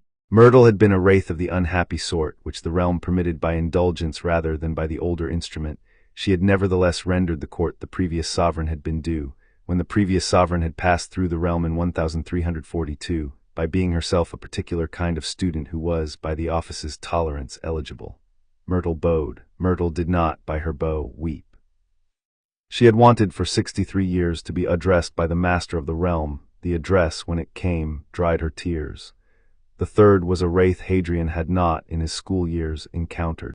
The wraith was the form of an old wizard in robes of an order that had not been worn in the school in 3 centuries. The wraith stood with the dignity of a wraith who had been, in his life, the headmaster of the school. He was, by his face, the wraith of Diles Derwent's father, who had been the headmaster from 1683 to 1709, and who had not, until tonight, attended a court of any sort. The headmaster bowed. The bow was deeper than the bow of the bloody baron. The bow was the bow of a man who had been, in his life, a steward of the school in the older grammar's full sense, and who had been, since his death, waiting in a small chamber of the realm for the day on which the master would again be in the castle. Hadrian inclined his head by the appropriate 16th to each. He spoke then in the manner the office had instructed him. "Ghosts of Hogwarts," he said, "I receive your court. I confirm your standing as the inner ring of the school. I confirm, in particular, the standing of the 4 house ghosts as the receiving officers of the school. I confirm the standing of the unranked representative, by the instrument of 1342, with the addition that the unranked representative is, by my present amendment, to be sober at all convenings and at all sightings of the sovereign in the school. I confirm the standing of the resident wraiths in their personal stations, with the instruction that any wraith of the school who has, in their condition, a small business of completion which the absence of the sovereign has prevented from being addressed, may bring the business to the desk of the bloody baron, who will, by my instruction, log it." "My lord," the baron said. "I instruct in addition," Hadrian said, "the following. The ghosts of Hogwarts are in the year ahead to give no salute to the sovereign in the presence of the school body that any member of the school body may register. The court is, for the year ahead, to be a private court. The reason is that the office wishes, in the year ahead, to conduct certain business in the school without the prior alarm of the school's institutional authorities. The institutional authorities are, by the office, respected. They are not, by the office, in the inner ring. The instruction is to apply also to the unranked representative, Peeves." "My lord sovereign," Peeves said. The voice of Peeves was the voice of Peeves. The inflection was the inflection of a poltergeist who had, after 300 years of irresponsibility, registered the presence of an authority he was, by his nature, obliged to respect. He held the cap to his chest. "You will not, in the year ahead," Hadrian said, "address me by any of the abbreviations you have in your career applied to my predecessors in the school. You will, in the public corridors, ignore me. You will, in private, address me by my title. The address will be my lord sovereign. My lord sovereign. You will, in the year ahead, conduct your customary mischief in the school at the discretion of the 4 house ghosts, who will instruct you on the bounds. The bounds will be respected. The unranked do not, by the older instrument, have an unlimited mandate. The mandate is the mandate of the realm. My lord, the bloody baron," Hadrian said, "is to manage the unranked in the year ahead. The baron has the standing of the senior wraith of the school by the long arrangement. He will, by my instruction, take the position of the deputy of the sovereign in the school. The deputy's role is to handle, in the year ahead, all the small business of the realm in the school that does not require my own attention. The baron will report by the standing arrangement of the trophy room, at midnight on the first night of each month. My lord," the baron said. "Sir Nicholas," Hadrian said, "is to remain at the Gryffindor table in the public hall by the customary arrangement. He will, in private to me, brief on the matters of Gryffindor House. He will not, by my instruction, address me as Hadrian. He will address me by my title. My lord, my lady the Grey Lady," he said. "I have by the office been informed that you have a small business of completion of your own. I will not in this convening raise the matter. I will raise it in a private audience at your convenience. The audience will be in the Ravenclaw common room after curfew on a night you specify." The Grey Lady, who had not in 5 centuries been addressed as my lady by anyone with the standing to use the address in earnest, inclined her head. "My lord," she said, "I will name the night." "Fat Friar," he said. "My lord, you will, by my instruction, take a small new role in the school. You will be the receiving officer for the wraiths of the war who arrive at the school in the year ahead. There will be such wraiths. Some will be staff who have been lost, some will be students' relatives who have been killed and who, by some condition, have stopped at the school on their way to the realm. You will receive them. You will offer them what comforts your station permits. You will record their names and any small business of completion, and you will pass the record to the baron. You will not, by the role, take on a sorrow you cannot bear. The role is one I think you suited to." The fat friar inclined his head. There was, in his ghostly face, a measure of the quiet satisfaction of a small man asked to do a thing the small man had been waiting to be asked to do. "My lord," the friar said. The audience continued for a further half hour. The headmaster of 1683 was assigned, by the convening's protocol, the position of senior advisor on the matter of the castle itself. The headmaster had in his life been one of the few who had understood the older grammar of the castle, and he was, by his stationing, in a position to instruct the sovereign on the castle's protocols. Binns was assigned no particular role. Myrtle was given, by the courtesy of the office, the standing of an attendant of the second class.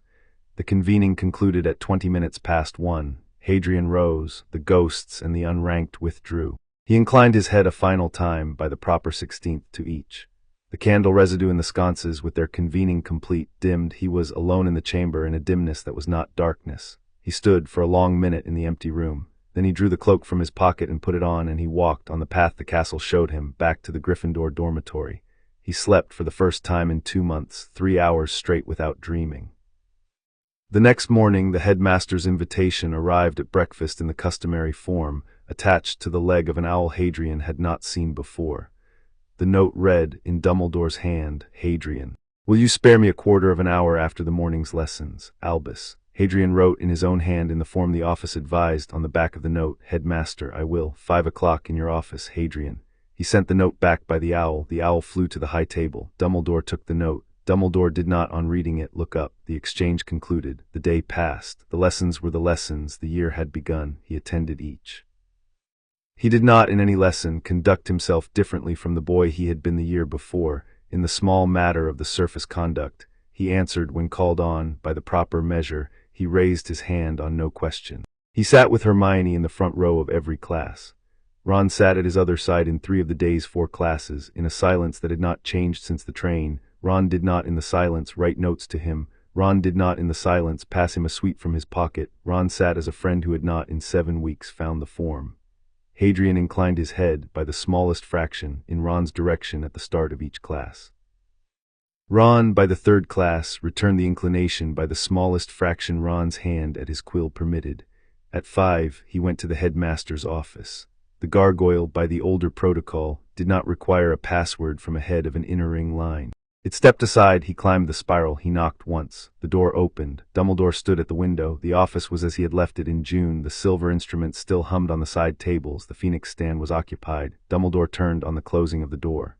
Hadrian, Dumbledore said. Headmaster, he said. Will you sit? Dumbledore said, I will. He sat in the chair he had sat in at the end of June. Dumbledore took the chair across the desk. Dumbledore did not, on sitting, summon tea. The not summoning was a courtesy. Tea had been the form of the older interviews. The absence of tea was the acknowledgment that the present interview was not, by the older form, a continuation of those. Hadrian, Dumbledore said, I have in the summer received notice from the bank of the name change. I have in the 7 weeks since considered the implications. I have in this morning received a private note from the sovereign of the school's ghost court, conveyed to me by Sir Nicholas, requesting that I, as the headmaster, not in the year ahead raise with you in public any matter that would expose to the school the standing you have, in the summer, taken. I have agreed to the request. I would in private raise one matter. Raise it, he said. Are you? Dumbledore said, well. The question was Hermione's question. It was in the present mouth the same question. He gave the same answer. Yes, he said. Dumbledore inclined his head. Then Dumbledore said, I will not in the year ahead ask further. I will, however, be at your call in any matter on which you wish my counsel. I will be at your call in a particular matter on which I have in the summer been preparing. I will not by your standing force the matter on you. I will, however, hold the preparations in readiness. When the year requires the matter, you will let me know. He inclined his head. I will, he said. Hadrian, Dumbledore said. Headmaster. The wand, Dumbledore said. I have it in this office. Hadrian inclined his head. I am aware, he said. It is by the inheritance you have taken yours. It is. I will not this year give it to you, Dumbledore said. I will keep it. I will keep it as the steward of an interim arrangement. I will surrender it at the hour I think the office of the realm requires it to be in your hand. I think the hour will be in the spring, after Easter. I have, in particular, a measure of preparation to complete with regard to the 7th portion the thief has lodged in your scar. The portion by my note from the ghost court has, by the action of your seating, already withdrawn. I am, in the matter of the preparation, behind by 7 weeks. I will catch up. I will, when caught up, surrender the wand at the time. Will you accept the arrangement? I will, he said. Thank you, Dumbledore said. He inclined his head. Headmaster, he said, I have a small matter to bring to you. Speak. In November, he said, I will, at a date to be set, enter the Department of Mysteries unaccompanied for the purpose of opening the veil. The opening is by the office. The office requires no permission. The matter is on you only in that the ministry has, by its standing arrangement with the school, access to the school's wards in certain emergencies. I would prefer on the night the ministry not have access. The preference is by the older grammar a request to a steward by a sovereign of his realm. The steward is at liberty to refuse. Dumbledore inclined his head a small measure. I will, on the night, Dumbledore said, vary the standing arrangement. The school's wards will be, for the night, not in the standing relation to the ministry. I will explain the variation to the minister by an instrument of the school's prerogative. I will not, in the explanation, name you. Thank you. My Lord Peverell, Dumbledore said. The form of the address was the form Dumbledore had been instructed to give, by the courtesy the older grammar required of a steward in the presence of a sovereign. The use of the form was, in this office, the first use of it from Dumbledore's mouth. The use was, by its smallness, the largest acknowledgment Dumbledore was capable of making. Headmaster, he said. He rose, he inclined his head, he left the office.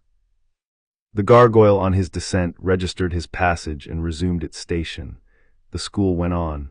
The ghosts of magical Britain, in the year that followed, bowed to him by sixteenths and quarters, and halves according to their standing. The Thestrals inclined. The wraiths of the cemeteries near the castle, in the small unbowed orders, attended at his window at midnight on the nights of his solitary walks. The portraits in the castle watched. The headmaster of 1683 attended the upper trophy room on the 1st of each month to advise. By the second week of November, the school had not, in any institutional sense, noticed the change. The students had registered, by certain small altered courtesies among the older house lines, that something had shifted. The students were not, in their majority, of the older grammar. They could not, in their majority, name the shift. They felt it as a weather. The weather was the cold of the realm in the castle. The cold was, in the castle, a tolerable cold. The school adjusted. In the 3rd week of November, he opened the Marauder's map at midnight in the dormitory with the cloak across his shoulders. He found on the map the empty corridor he had been waiting for. He stepped, with the map in one hand and the cloak on his shoulders, into the corridor. He walked to the 7th floor. He walked then in the older grammar of the castle, by a route the castle showed him in the moments of his needing it, down through a passage he had not, in 5 years, registered as a passage. The passage emerged, by the older protocol, in a corridor in the Department of Mysteries. The department had been waiting. Chapter 5 and Chapter 6, The Veil Cracks. The plan had taken 3 days to draft and 7 to test. He had drafted it in the upper trophy room, in the chair the school had set aside for the sovereign, with the headmaster of 1683 floating at his right hand. The headmaster had been in his life a competent if uninspired administrator. In his death he had become a tactician of patient ruthlessness, whose principal entertainment in his 3 centuries at the school had been the construction of contingency plans for crises the school had not in his afterlife had. He had drawn, on the chamber's slate, every wall and door and corridor of the Department of Mysteries. He had drawn them from the memory of his life, in which he had attended the department on 6 occasions. He had updated the drawings from the memory of the Bloody Baron, who had attended the department in his life as an undersecretary in 1031, before the department had been the department, and who remembered which of the original corridors had survived the renovations of the 11th century. The 2 ghosts had argued on the slate the most reliable route from the visitor's entrance to the Veil Chamber. They had settled, on the 3rd day, on a route that involved one corridor neither the modern ministry nor the modern Department of Mysteries was aware existed. Hadrian had tested the route in the 2nd week of November with the cloak. He had apparated on the 4th night of the 2nd week to a small alley behind the ministry telephone box. He had walked the corridor of the route. He had not, on the test, opened any door he had not been instructed to open. He had stood at the end of the route in front of the door of the Veil Chamber. He had not opened it. He had walked back. He had apparated in the small alley to the gates of Hogsmeade. He had walked, with the cloak still on his shoulders, up the lane to the school. He had been in the corridor of the 7th floor at 3 in the morning, the only living thing awake. The Bloody Baron had been at his window in the trophy room when he had returned. The Baron had nodded. The plan was the plan. The plan would be executed on the night of the 24th of November, which was a Saturday, by the calendar of the school's term. He had selected the 24th for 3 reasons. The first was that the night of the 24th fell, by the school's astronomy register, on a new moon. The new moon, by the older grammar, was the night of the realm's clearest authority, because the absent moon meant the absent influence of the older lunar magics on the wraiths. The second was that the 24th fell on a Hogsmeade weekend. on which a large proportion of the senior students would be off the castle's grounds in the daytime. The absence would dilute the school's residual attention, and the dilution would smooth his disappearance for the 7 hours the operation required. The third was that the Department of Mysteries had, by the standing roster of its unspeakables, an internal audit scheduled for the 25th. The night of the 24th was therefore the night of least unspeakable presence in the department in the month, because the unspeakables were, by the protocol of the audit, sleeping in their flats in preparation for the long day to follow. He had verified the third by the agency of the wraith of an Auror killed in 1981. The wraith had attended the school by the courtesy of the office on the 2nd of November, by the bloody Baron's logging desk. The Auror had a small business of completion which involved the recovery of a memory from her old desk in the Auror office, which she had, in her life, lost track of, and which, in her death, she had wanted to see filed under the proper case. He had granted her the half-hour of his attention. He had instructed her in return for the granting to attend the Department of Mysteries for the week leading to the 24th, in the manner a wraith could attend a ministry office, and to confirm the unspeakable roster he had been told to expect. She had attended. She had returned on the night of the 18th to the trophy room. She had confirmed the roster. He had thanked her. He had in addition found the memory and given her, by the office, an hour at her old desk on the morning of the 19th to file it correctly. She had departed at the end of the hour into the realm with the bearing of a soul who had at last completed her business. He had inclined his head. Hermione had been told nothing. He had considered in the 3rd week of November telling Hermione. He had considered it because Hermione was the kind of girl who would, in due course, work out that he had gone, and because Hermione, working it out, would draw a wrong conclusion and would, in the wrong conclusion, do something. He had considered the operation's cost of the something. The cost was modest. He had, after the consideration, decided not to tell her.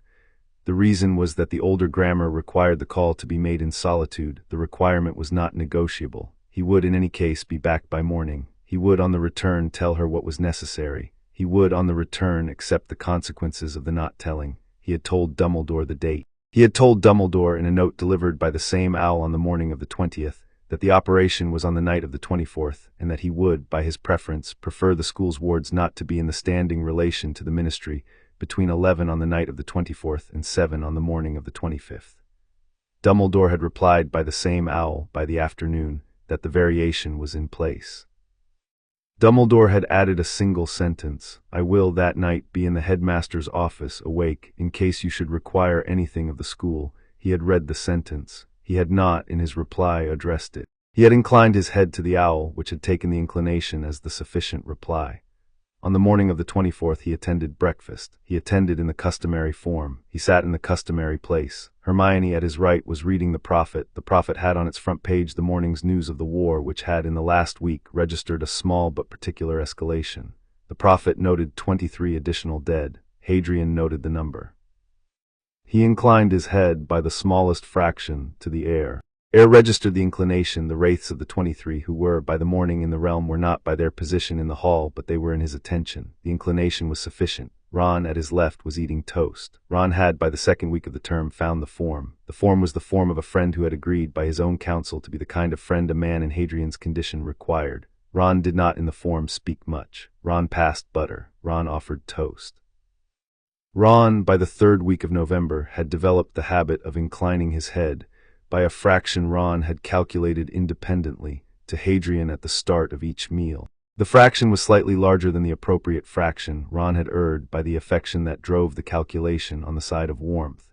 Hadrian permitted the error. He did not in any session correct it.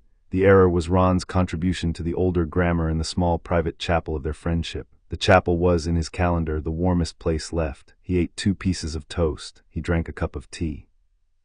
He stood at the appropriate moment, and he walked, with Hermione and Ron, to the Saturday morning lesson. The lesson was Defense Against the Dark Arts. The lesson was the lesson of an interim instructor who had been hired in September after the ministry's interference in the school's hiring had been concluded by Dumbledore's careful maneuvering at the start of August. The instructor was a man of 40, who had in his life been an Auror, and who taught the subject with the slow patience of a man who had once been very fast. Hadrian sat at the front. He took the customary notes. He answered the customary question. He inclined his head at the conclusion of the lesson to the instructor by the appropriate fraction. The instructor inclined his head by a fraction the instructor had been taught at training. The exchange was the exchange. The day passed. He spent the afternoon in the library, reading the textbook of the lesson the school had set for the following Tuesday.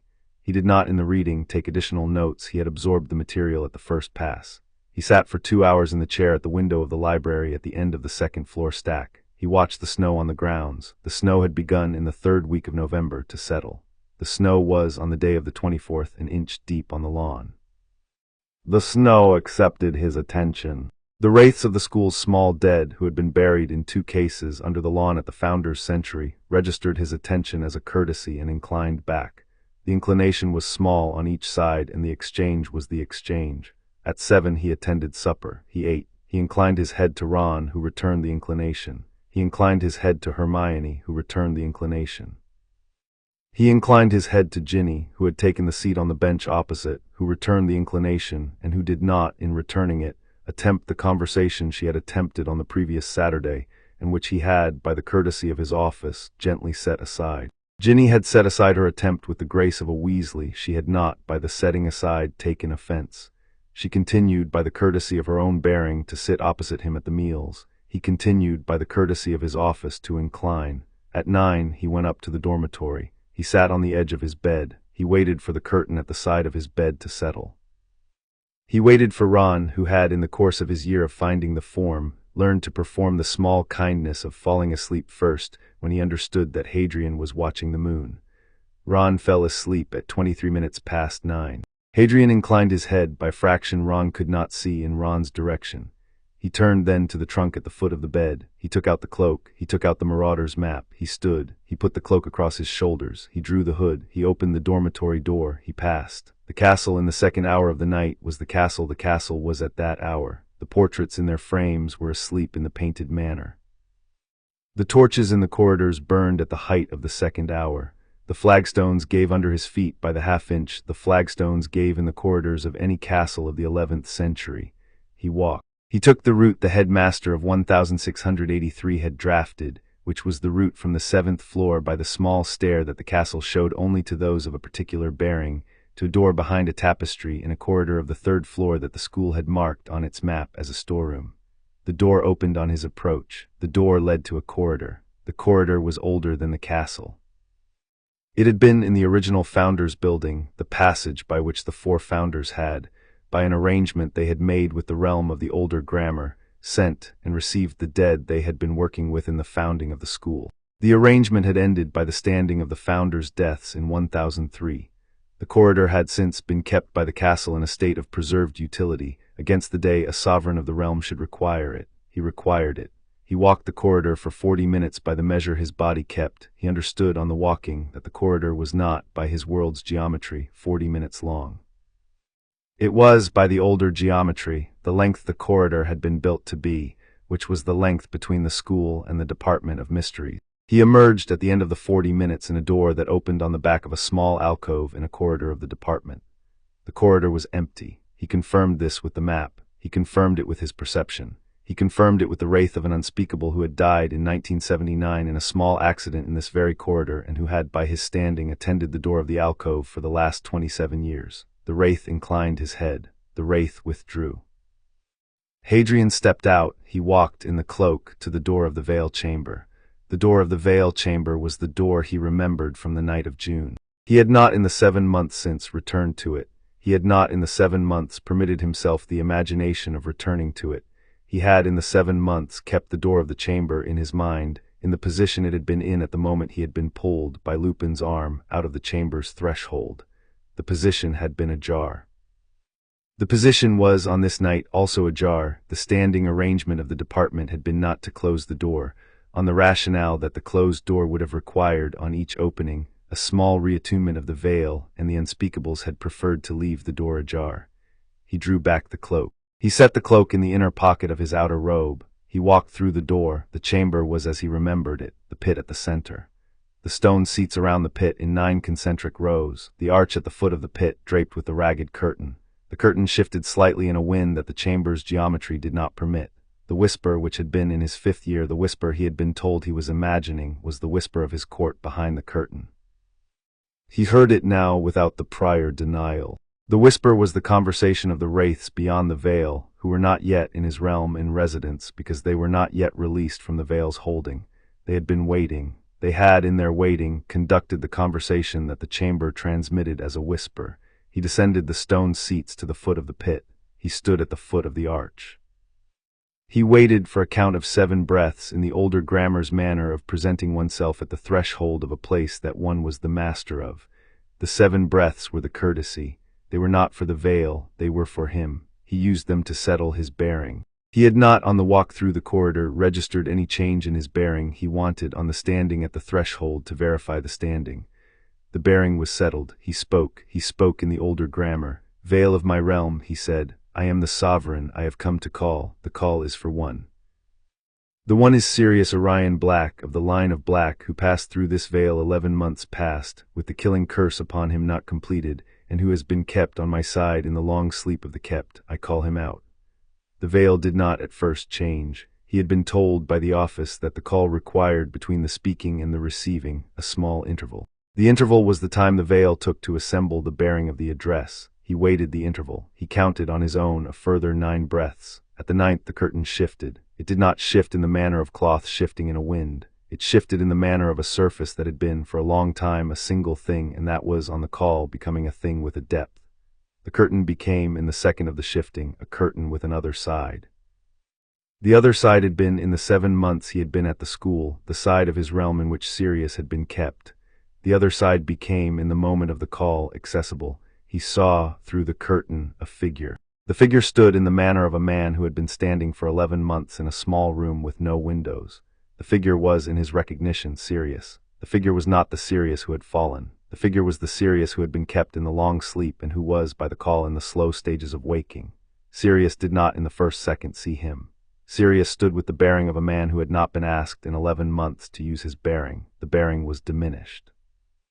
The face was paler than the face had been at the duel. The hair was longer by 1.5 inches. The eyes were the eyes of a man who had been looking, in a small room, at nothing for the duration. Sirius had not, by the look of the face, suffered in the keeping. He had been kept in the manner the figure had told the sovereign Sirius would be kept, which was the manner of a long sleep in the small room. He had been in the sleep without the awareness of being in the sleep.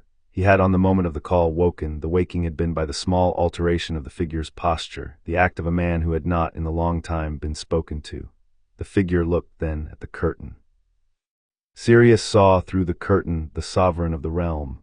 Sirius did not, in the first seeing, register that the sovereign was Harry. He registered first that the sovereign was the sovereign. The office stood in the chamber at the foot of the curtain, in the bearing of a man whose bearing was the bearing of the older grammar.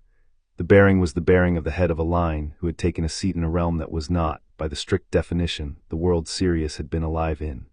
Sirius inclined his head, by the fraction the older grammar required of a wraith of a kept order to a sovereign of the realm. The inclination was Sirius's first courtesy to the office. Sirius then registered who the sovereign was. Sirius's face did not, in the registering, become any particular thing. The face of a kept wraith did not, in the 11 months of keeping, recover full expression in the seconds of the waking. The face acquired slowly a kind of attention. The attention was the attention of a man who had in his life been a godfather to a boy, and who had registered by the bearing of the sovereign at the foot of the curtain that the boy was the man. "Harry," Sirius said. The voice was the voice of a man who had not used his voice in 11 months. "Hadrian," he said. Sirius did not at first understand. He understood in the second after the saying that the name had changed. He understood in the third after why. He understood in the fourth the full bearing of the chamber and the call and the figure at the foot of the curtain. He understood by the look in his eyes that the boy who had reached for him on the night of June had taken the seat his death had vacated in the realm of the office. He understood that the boy had become the steward of that office. He understood that the boy had, by the office, opened the veil for the call. He understood, finally, that the office had made him available for the return. Sirius inclined his head. "My lord sovereign," Sirius said. The form of the address was the form of the older grammar that a wraith of a kept order owed a sovereign at the moment of the call. The form was, in this chamber, the correct form. Hadrian inclined his head in return by the fraction the office permitted. The fraction was, on this occasion, larger than the standard 16th. It was the 8th. The 8th was the courtesy of the office to a wraith who had been in his life kin. "Sirius," he said. "My lord, walk through the curtain," he said. "The chamber is yours." Sirius, on the instruction, did not move immediately. He had been in the keeping in the long sleep. The body had not in the long sleep performed the small everyday motions a body performed. He had on the waking to remember how. He remembered. He stepped on the third breath forward. He stepped on the fourth breath again. He set his hand at the third step on the inside of the curtain. He pushed through. The curtain parted. The curtain did not in the parting become a curtain that had been parted by a man. The curtain became a curtain that had been parted by the office of the sovereign and was permitting the man to pass. Sirius passed. He emerged in the second of the passing at the foot of the arch on the side of the world. The chamber did not in the second of the passing alter. The chamber accepted the return. The pit was the pit. The seats were the seat. The chamber in the moment of the return registered the return as a permitted event of the office and continued in its function as a chamber. Sirius stood on the side of the world 3 feet from the foot of the arch. He stood for a long count. He stood with the bearing of a man who had been 11 months ago the man he had been, and who was in this hour the man he would in the year to come become. He stood as a kept wraith stood at the first moment after return, which was the manner of a man surfacing from a deep dive of which he had not in the dive been aware. He inclined his head again. "My lord sovereign," he said. "Sirius," Hadrian said. "You have by the office been returned. The return is complete. You will in the next year recover the bearing the keeping took from you. The recovery will be slow. The recovery will not be total. You are by the office kin. You are also by the office a subject of the realm whose return was a courtesy of mine to my own kin. The courtesy was paid. The courtesy was not by the act a gift of warmth. I have not in 7 months had warmth to give. I am sorry for that. I am not sorry for the call." Sirius inclined his head. "My lord," Sirius said, "I do not in the 11 months recall the keeping. I recall, in particular, only the second before the curse and the second after. The seconds in between are not in my memory present. I have on the return the bearing of a man who has, by the strict measure, been a kept wraith for the duration. I will in time recover such bearing as the office permits me. I will in the meantime do my lord's instruction." "You will," Hadrian said, "in this present hour walk with me to the ministry's atrium. You will pass with me by the corridor by which I arrived. You will on the atrium take the flue to the headmaster's office at Hogwarts. The headmaster is expecting you. He has been told, by my note of the morning, that a guest may arrive at his fire between 2 and 3 of the morning. He has been told to receive the guest without question. He will receive you. He will house you in the school in a private chamber of his arrangement. You will stay in the chamber for a week. You will, on the week's conclusion, take up residence in the house at Grimmauld, which is, by the standing of the inheritance, mine. You will live there. You will be addressed by the staff of the house as Lord Black. The standing of the title is, by the older grammar, restored to you. The title is a courtesy of the office to the kin of the sovereign. The title is, by the older instrument, yours by the inheritance you, in your life, never claimed. You may in the year ahead conduct yourself in the manner of the title, or you may, by your preference, decline the title and take a smaller life. Either is acceptable. I will not by the office instruct you in the choice." Sirius inclined his head. "My lord sovereign," Sirius said. "Sirius, my lord, I will in the present hour walk with you. I will in the morning flew to the school. I will in the week stay in the chamber. I will on the week's conclusion take residence at Grimmauld. I will in time take the title. Then we walk." Hadrian inclined his head by a final small fraction to the veil itself. "Veil of my realm," he said, "the call is complete. The chamber is closed to me for the present. I will, by my standing, return for further calls in the year ahead. I will, on each return, present at the threshold by the courtesy. I thank the veil for the keeping. I instruct the veil to release no further souls in the year ahead without my call. The instruction is, by the office, the standing instruction. The instruction is in force." The curtain on the instruction settled. It became, in the settling, the curtain it had been in his 5th year, a ragged drape across an arch, in a small chamber in a department of an indifferent ministry.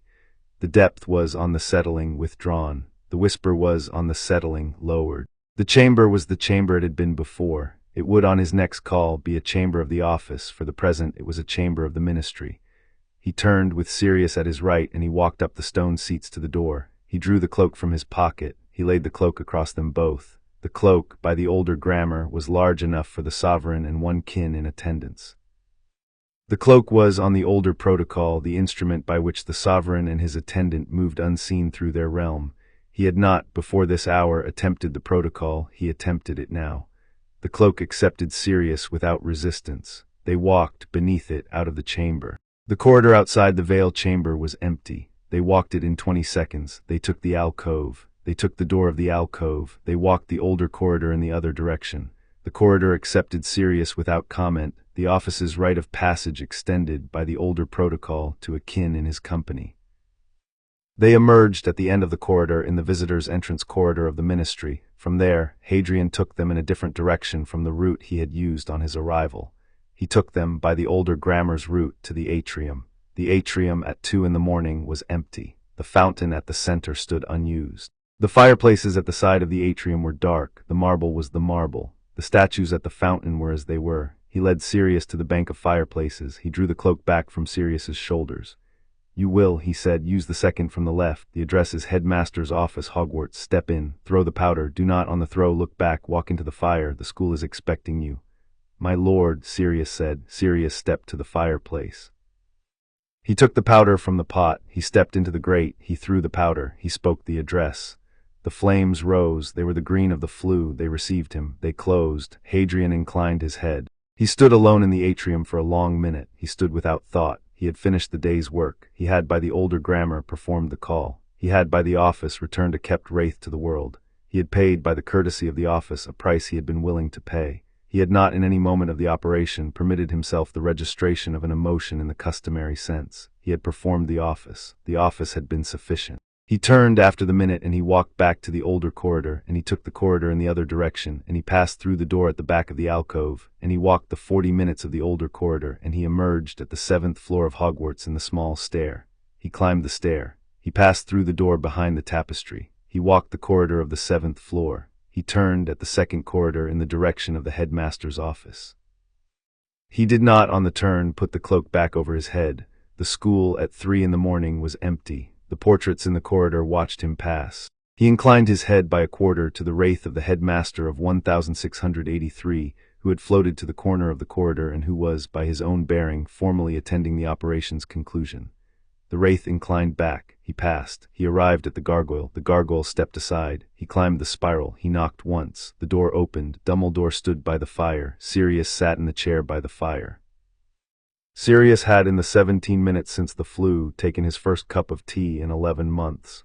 The cup was in his hand. He had not, on Hadrian's entry, set it down. He looked at the door with a face that had begun in the 17 minutes to recover a measure of its customary expression. The expression on the recognition of Hadrian became more recognizable. Sirius inclined his head. Hadrian inclined his. Dumbledore turned. "Hadrian," Dumbledore said. "Headmaster," he said. "You have," Dumbledore said, "in the last 3.5 hours, conducted an operation in the Department of Mysteries of which I have been informed only by an instrument which I shall not, by your standing, name. I have, in the 11 minutes since your guest arrived at my fire, formed a tentative understanding of the operation. I will not, by your standing, request a fuller briefing. I will, however, observe, by the courtesy of a steward to a sovereign, that the return of a kept wraith to the world of the living by the action of the master of the realm is one of the 3 or 4 most consequential acts the office can perform, that I have, in my own readings of the older grammar, never been able to establish whether the act was, in any prior generation, performed, and that I am, in the present moment, in awe. It was performed," Hadrian said, "by Ignatus on one occasion, for a daughter of his line who had been killed in a small accident in 1108. I had not," Dumbledore said, "known. The desk of the bank holds the record. I will, by your courtesy, request an audience of the desk in due course. You will be received." Dumbledore inclined his head. "Sirius," Dumbledore said, "you are in the school. You will, by Hadrian's instruction, stay in the private chamber I have arranged for you for a week. The chamber is in the present castle, the small suite behind the portrait of Sir Cadogan on the 3rd floor. The suite has not been used in 112 years. I have, in the 17 minutes, made it ready. There is a fire, there is a bath, there is a bed, there is on the desk a tray of supper. You will eat if you wish. You will sleep if you wish. You will in the morning be visited by Madame Pomfrey, who will, by my instruction, attend to the recovery of such bearing as your condition has in the keeping lost." Sirius inclined his head. "Headmaster," Sirius said. His voice was, after the tea, a fraction stronger. "Sirius, I will, by your instruction, do all of the above." "Then you will," Dumbledore said. "I will in this moment take you to the suite. You will rest. You will in time recover such of yourself as can be recovered. You will, by my courtesy, have my office at your call at any hour for the duration of your stay." Sirius rose. He set the cup on the small table by the chair. He inclined his head by a depth that was the depth akin of the sovereign owed a steward of an institution that had in his life sheltered him. Dumbledore inclined his head by a smaller fraction in return. Hadrian inclined his head to Sirius. He inclined his head to Dumbledore. Headmaster, he said, Hadrian, I will in the morning attend the customary breakfast. I will not on the attendance mention any of the present matter to my year. I will in the second week walk to the Borough on a Sunday for the audience with Mrs. Weasley I have promised. I will in the third inform Mr. Weasley of my godfather's return. The informing will be by a private interview in the office of Mr. Weasley, which I have, by an instrument of the older grammar, requested for Monday. The order will, by Mr. Weasley's relay, be informed in turn. The order will, by my standing, not be required to publish the matter to the broader wizarding public. The matter is a matter of the office, not a matter of the war. Dumbledore inclined his head. I will, Dumbledore said, by my own instrument, communicate the matter to those members of the order who are not in Mr. Weasley's circle.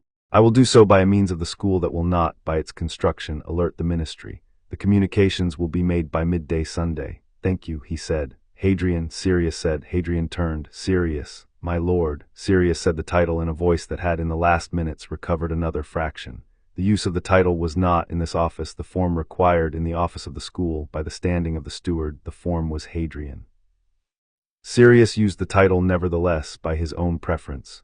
The use was Sirius's offered acknowledgment of the change, in advance of the long recovery to come.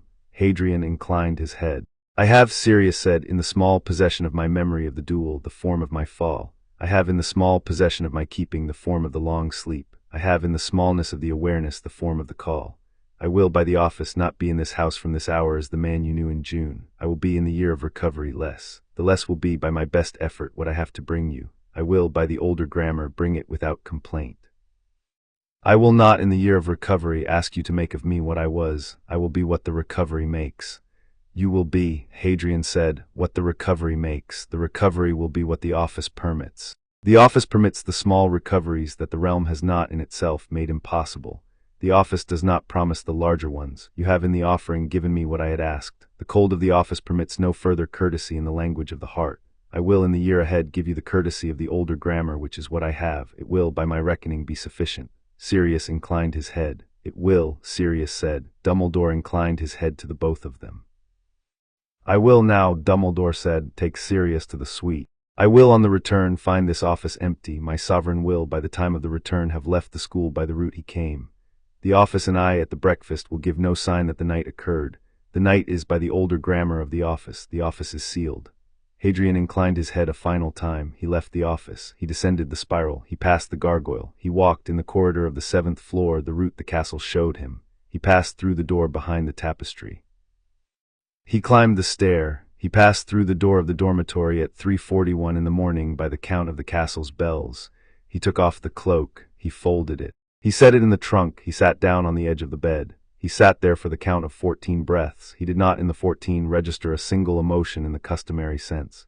He registered the work as completed. He registered Sirius as returned. He registered the cold of the office as having in the last 7 months become his standing temperature and as not by any breath of the night having warmed. He lay down. He pulled the covers to his chest. He slept. In the morning, at breakfast, he ate 2 pieces of toast. He drank a cup of tea. He inclined his head to Ron and to Hermione and to Ginny by the appropriate fractions. He attended the morning's lesson. He completed the day. At supper he sat at the customary place. He inclined his head to the fore. He inclined his head at the doorway of the hall as he left, to the wraith of the bloody baron who was on the night at his post, and who returned the inclination by a deeper fraction than he had given the previous night, because the baron had been informed by the headmaster of 1683 of the operation, and the baron's bearing had in consequence been adjusted. On the second day, Sirius walked, in Madame Pomfrey's company, in the small corridor outside the suite. On the third day he walked, alone, the length of that corridor and back. On the fourth he asked Pomfrey for a quill and a sheet of parchment. He wrote in his own hand a letter to the school's library, requesting the catalogue of new acquisitions of the last 11 months. On the 5th day he wrote to Remus Lupin. Remus, in receipt of the letter at the order house at Grimmauld, wept for the count of 1 minute and 17 seconds. He composed in the next half-hour a reply. He delivered the reply, by the schoolal arrangement, to the suite by Sapertime. Sirius read the reply. Sirius did not weep. Sirius had not in the keeping retained the body's customary inventory of fluids. The eyes had not, in 17 minutes, recovered the mean. Sirius inclined his head to the reply. Sirius set the parchment on the small desk of the suite beneath the lamp. On the 6th day he wrote to the sovereign of the realm at Hogwarts. The letter was a single line. The line was, "I will, by your instruction, take the title." Hadrian, on the receipt of the letter at breakfast, inclined his head to the parchment by the fraction the older grammar required. He wrote on the back of the parchment in his own hand the single line that, in the older grammar, ratified a kin's acceptance of a title. "Then you are Lord Black, by my instrument and the offices." He sent the parchment back by the schoolol. On the 7th, Sirius rose at dawn, and dressed in the robes Pomfrey had had Madame Malkin send, and took the flue from the suite to the atrium of the ministry, and from the atrium by apparition to Grimmauld, and at the door of number 12 was received by Kreacher. Kreacher bowed. The bow was the bow of a house elf to his lord. The bow was the bow Kreacher had not, in the 17 years of his service to the previous Lord Black, given. The bow was, in this morning, the bow of an elf who had been instructed by the master of the realm to address the kin of the master with the older grammar's full courtesy. Kreacher had, by the instruction, the standing to be polite. "Lord Black," Kreacher said. "Kreacher," Sirius said. "Lord Black's chamber is at the head of the second-floor stair on the left. The bed has been turned. The fire is laid. The wardrobe contains, at the Master Hadrian's order, 12 robes of the older cut, of which 6 are formal and 6 are domestic. There is a desk. There is a cabinet. There is in the cabinet a small selection of the better whiskies of the house, which the Master Hadrian has, by the instrument of his inheritance, set aside against Lord Black's return. The Master Hadrian sends, with me, his regard. He will, on the close of the school term in December, attend Lord Black at the house. He will, by his standing, expect Lord Black to have, by his own pace, established himself in the rhythm of the house." Sirius inclined his head. "Kreacher," he said. "Thank you." He crossed the threshold. The house, on his crossing, registered the return of its lord by a small adjustment of the warmth of the hall. The wraiths of the black portraits, who had been in the 7 months of Hadrian's tenure content to watch, did not on the moment speak. They inclined their heads. The portrait of Walburga, which had been silent since the restoration in the bank, opened her eyes and inclined her head by a depth that, in her painted life, no one had ever, by her own admission, deserved. Sirius inclined his head in return. He climbed the stairs. The veil had cracked. The crack had been a small one. The crack had, in the cracking, permitted the return of one. The return was sufficient. Chapter 6 End Chapter 7. Voldemort's Deathshard's refuse spring came late to Britain in 1997. The snow on the lawn of Hogwarts persisted into the second week of March.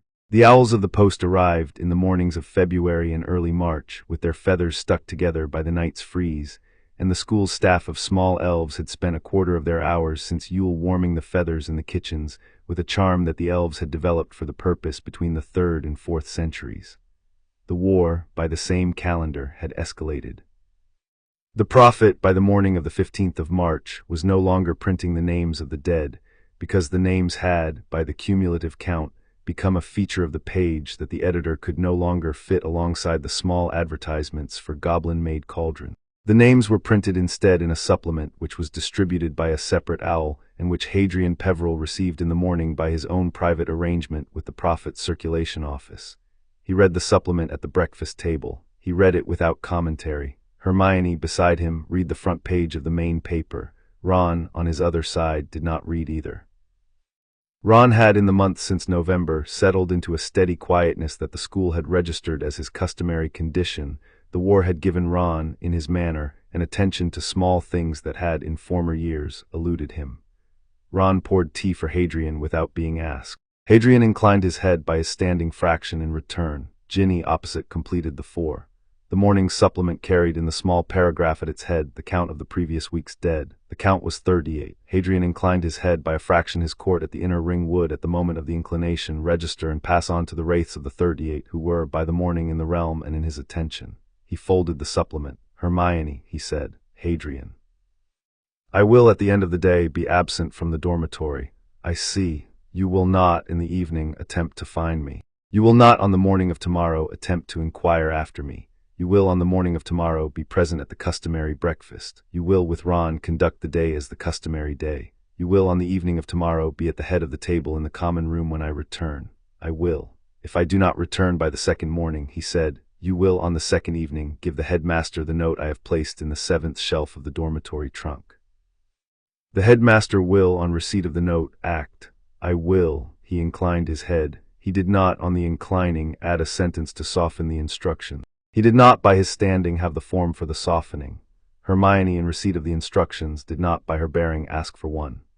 She had been in the 7 months since the train, a girl who had registered, with the steady attention she gave to any text, the shape of the changes. She had, by the 3rd month, worked out the older grammar by her own reading of 3 of the desk's 86 volumes, which she had been permitted to read by Hadrian's standing instruction at the bank. She had not, on the working out, broken with her friend. She had instead adjusted her own bearing. The adjustment was the kind of work she was suited to. He drained the tea. He stood. He inclined his head to the table. He left the hall.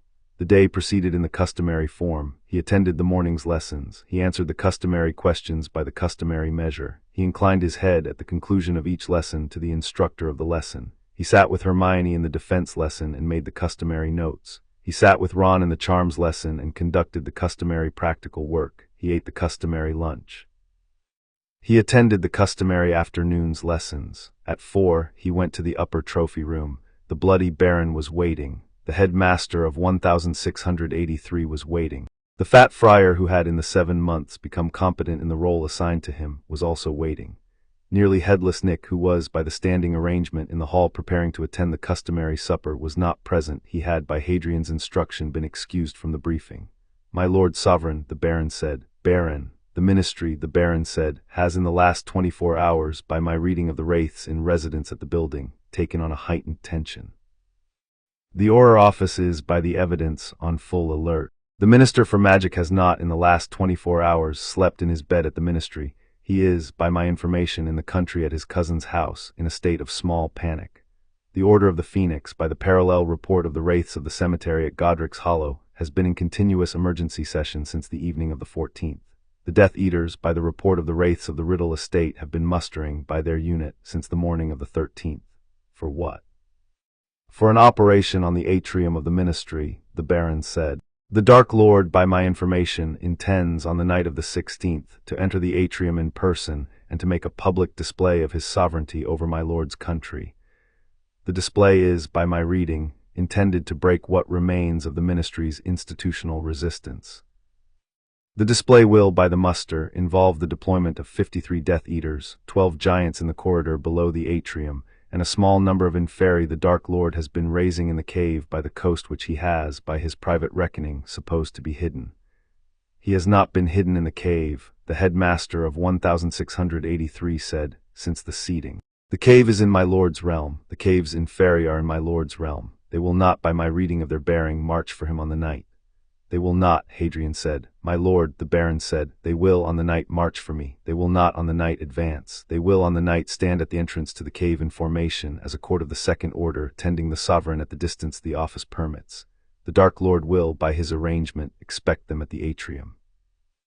He will not, in his expectation, find them. He will, in the not finding, register the first of the 7 matters I have prepared for the night.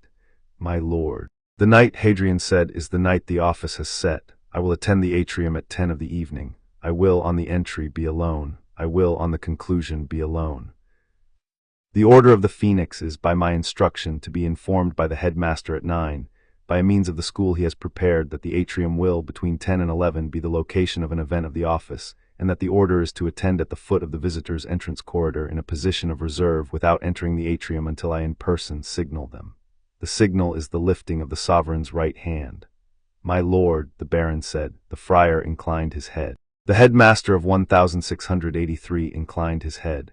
You will in this room, Hadrian said, remain. You will by the standing arrangement attend the operation from this room. You will by the older grammar manage the realm's attention to the operation. The wraiths of the realm will, by the office, be on full attendance.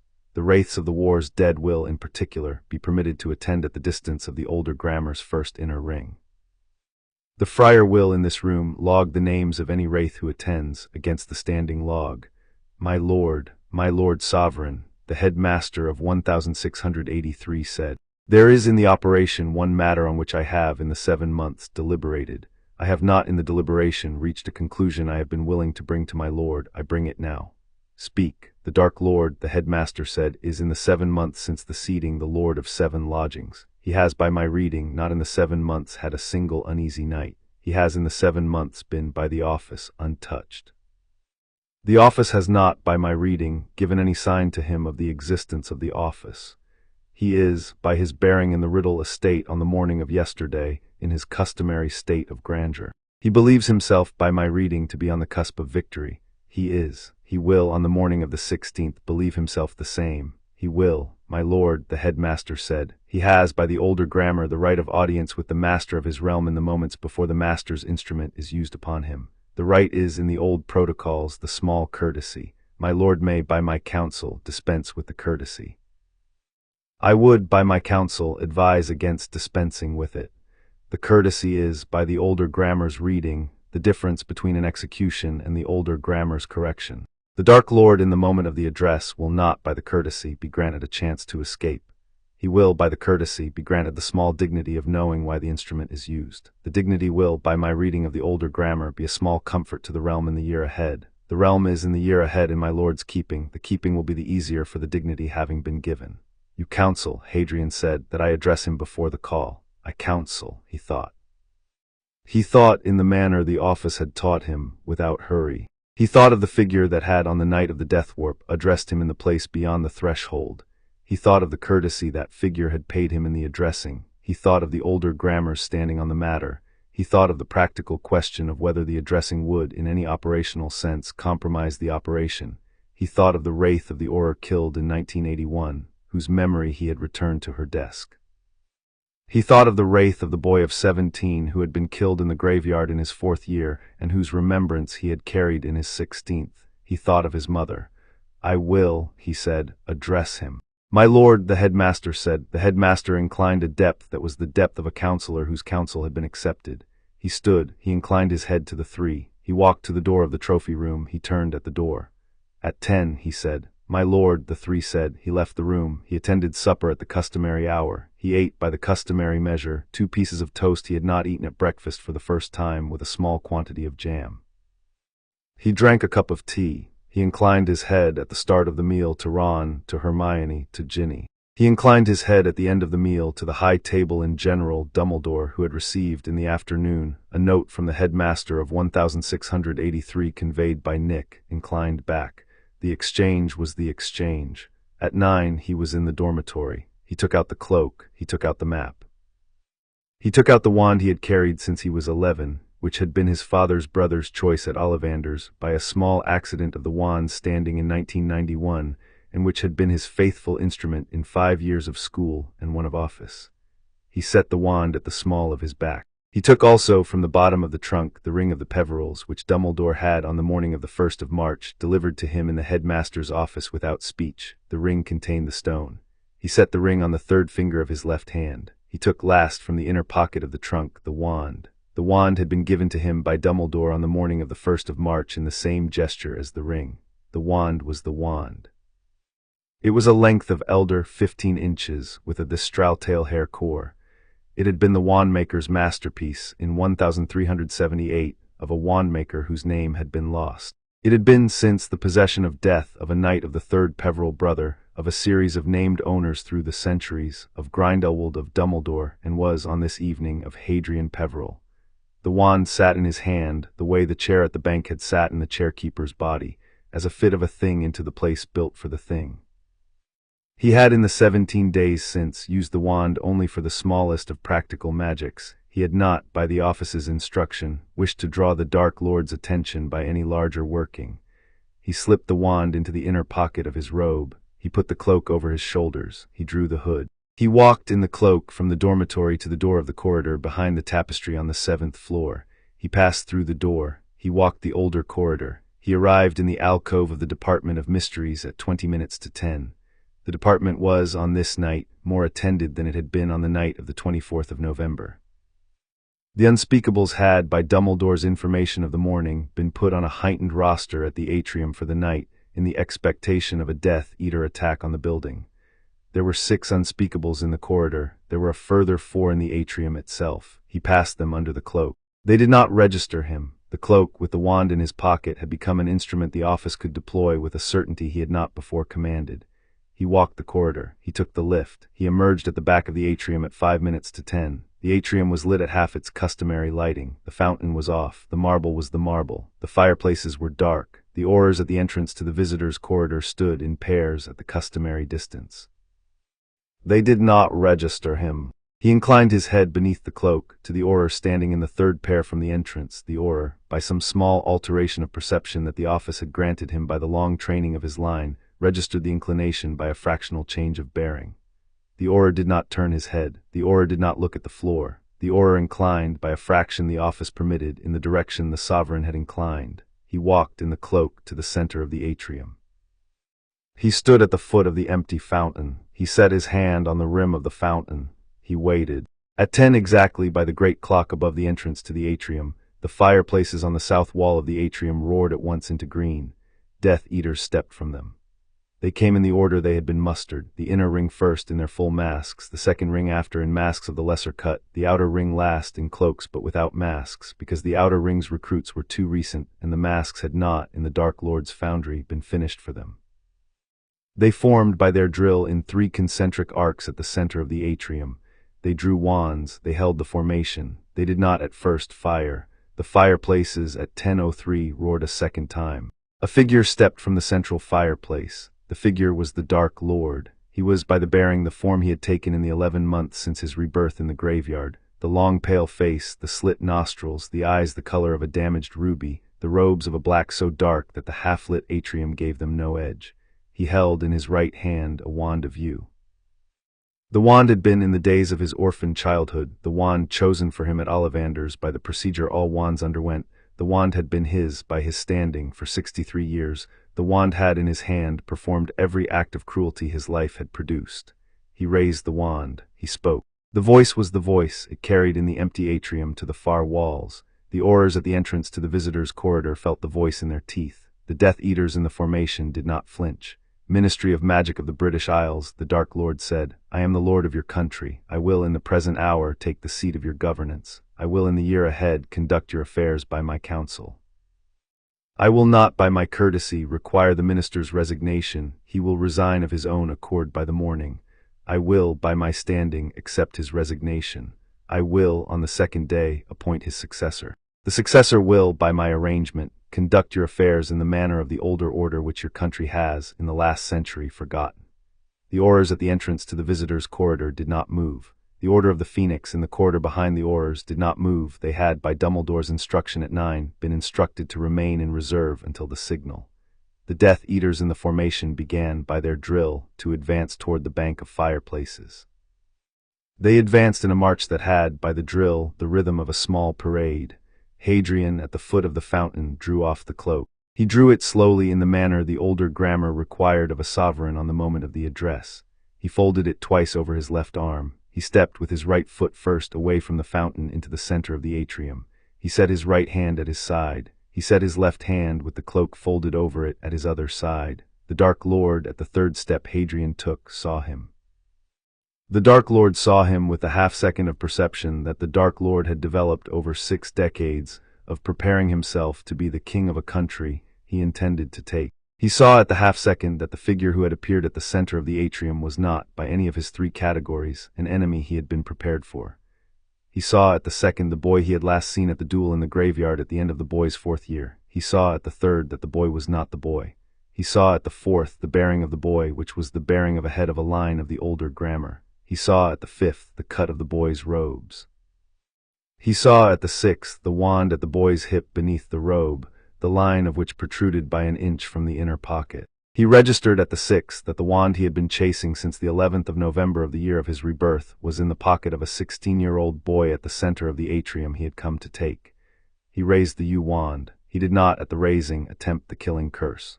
The raising was a defensive gesture by the Dark Lord's habit, which the Dark Lord had not, in his life, in a confrontation with another wizard, found himself in need of.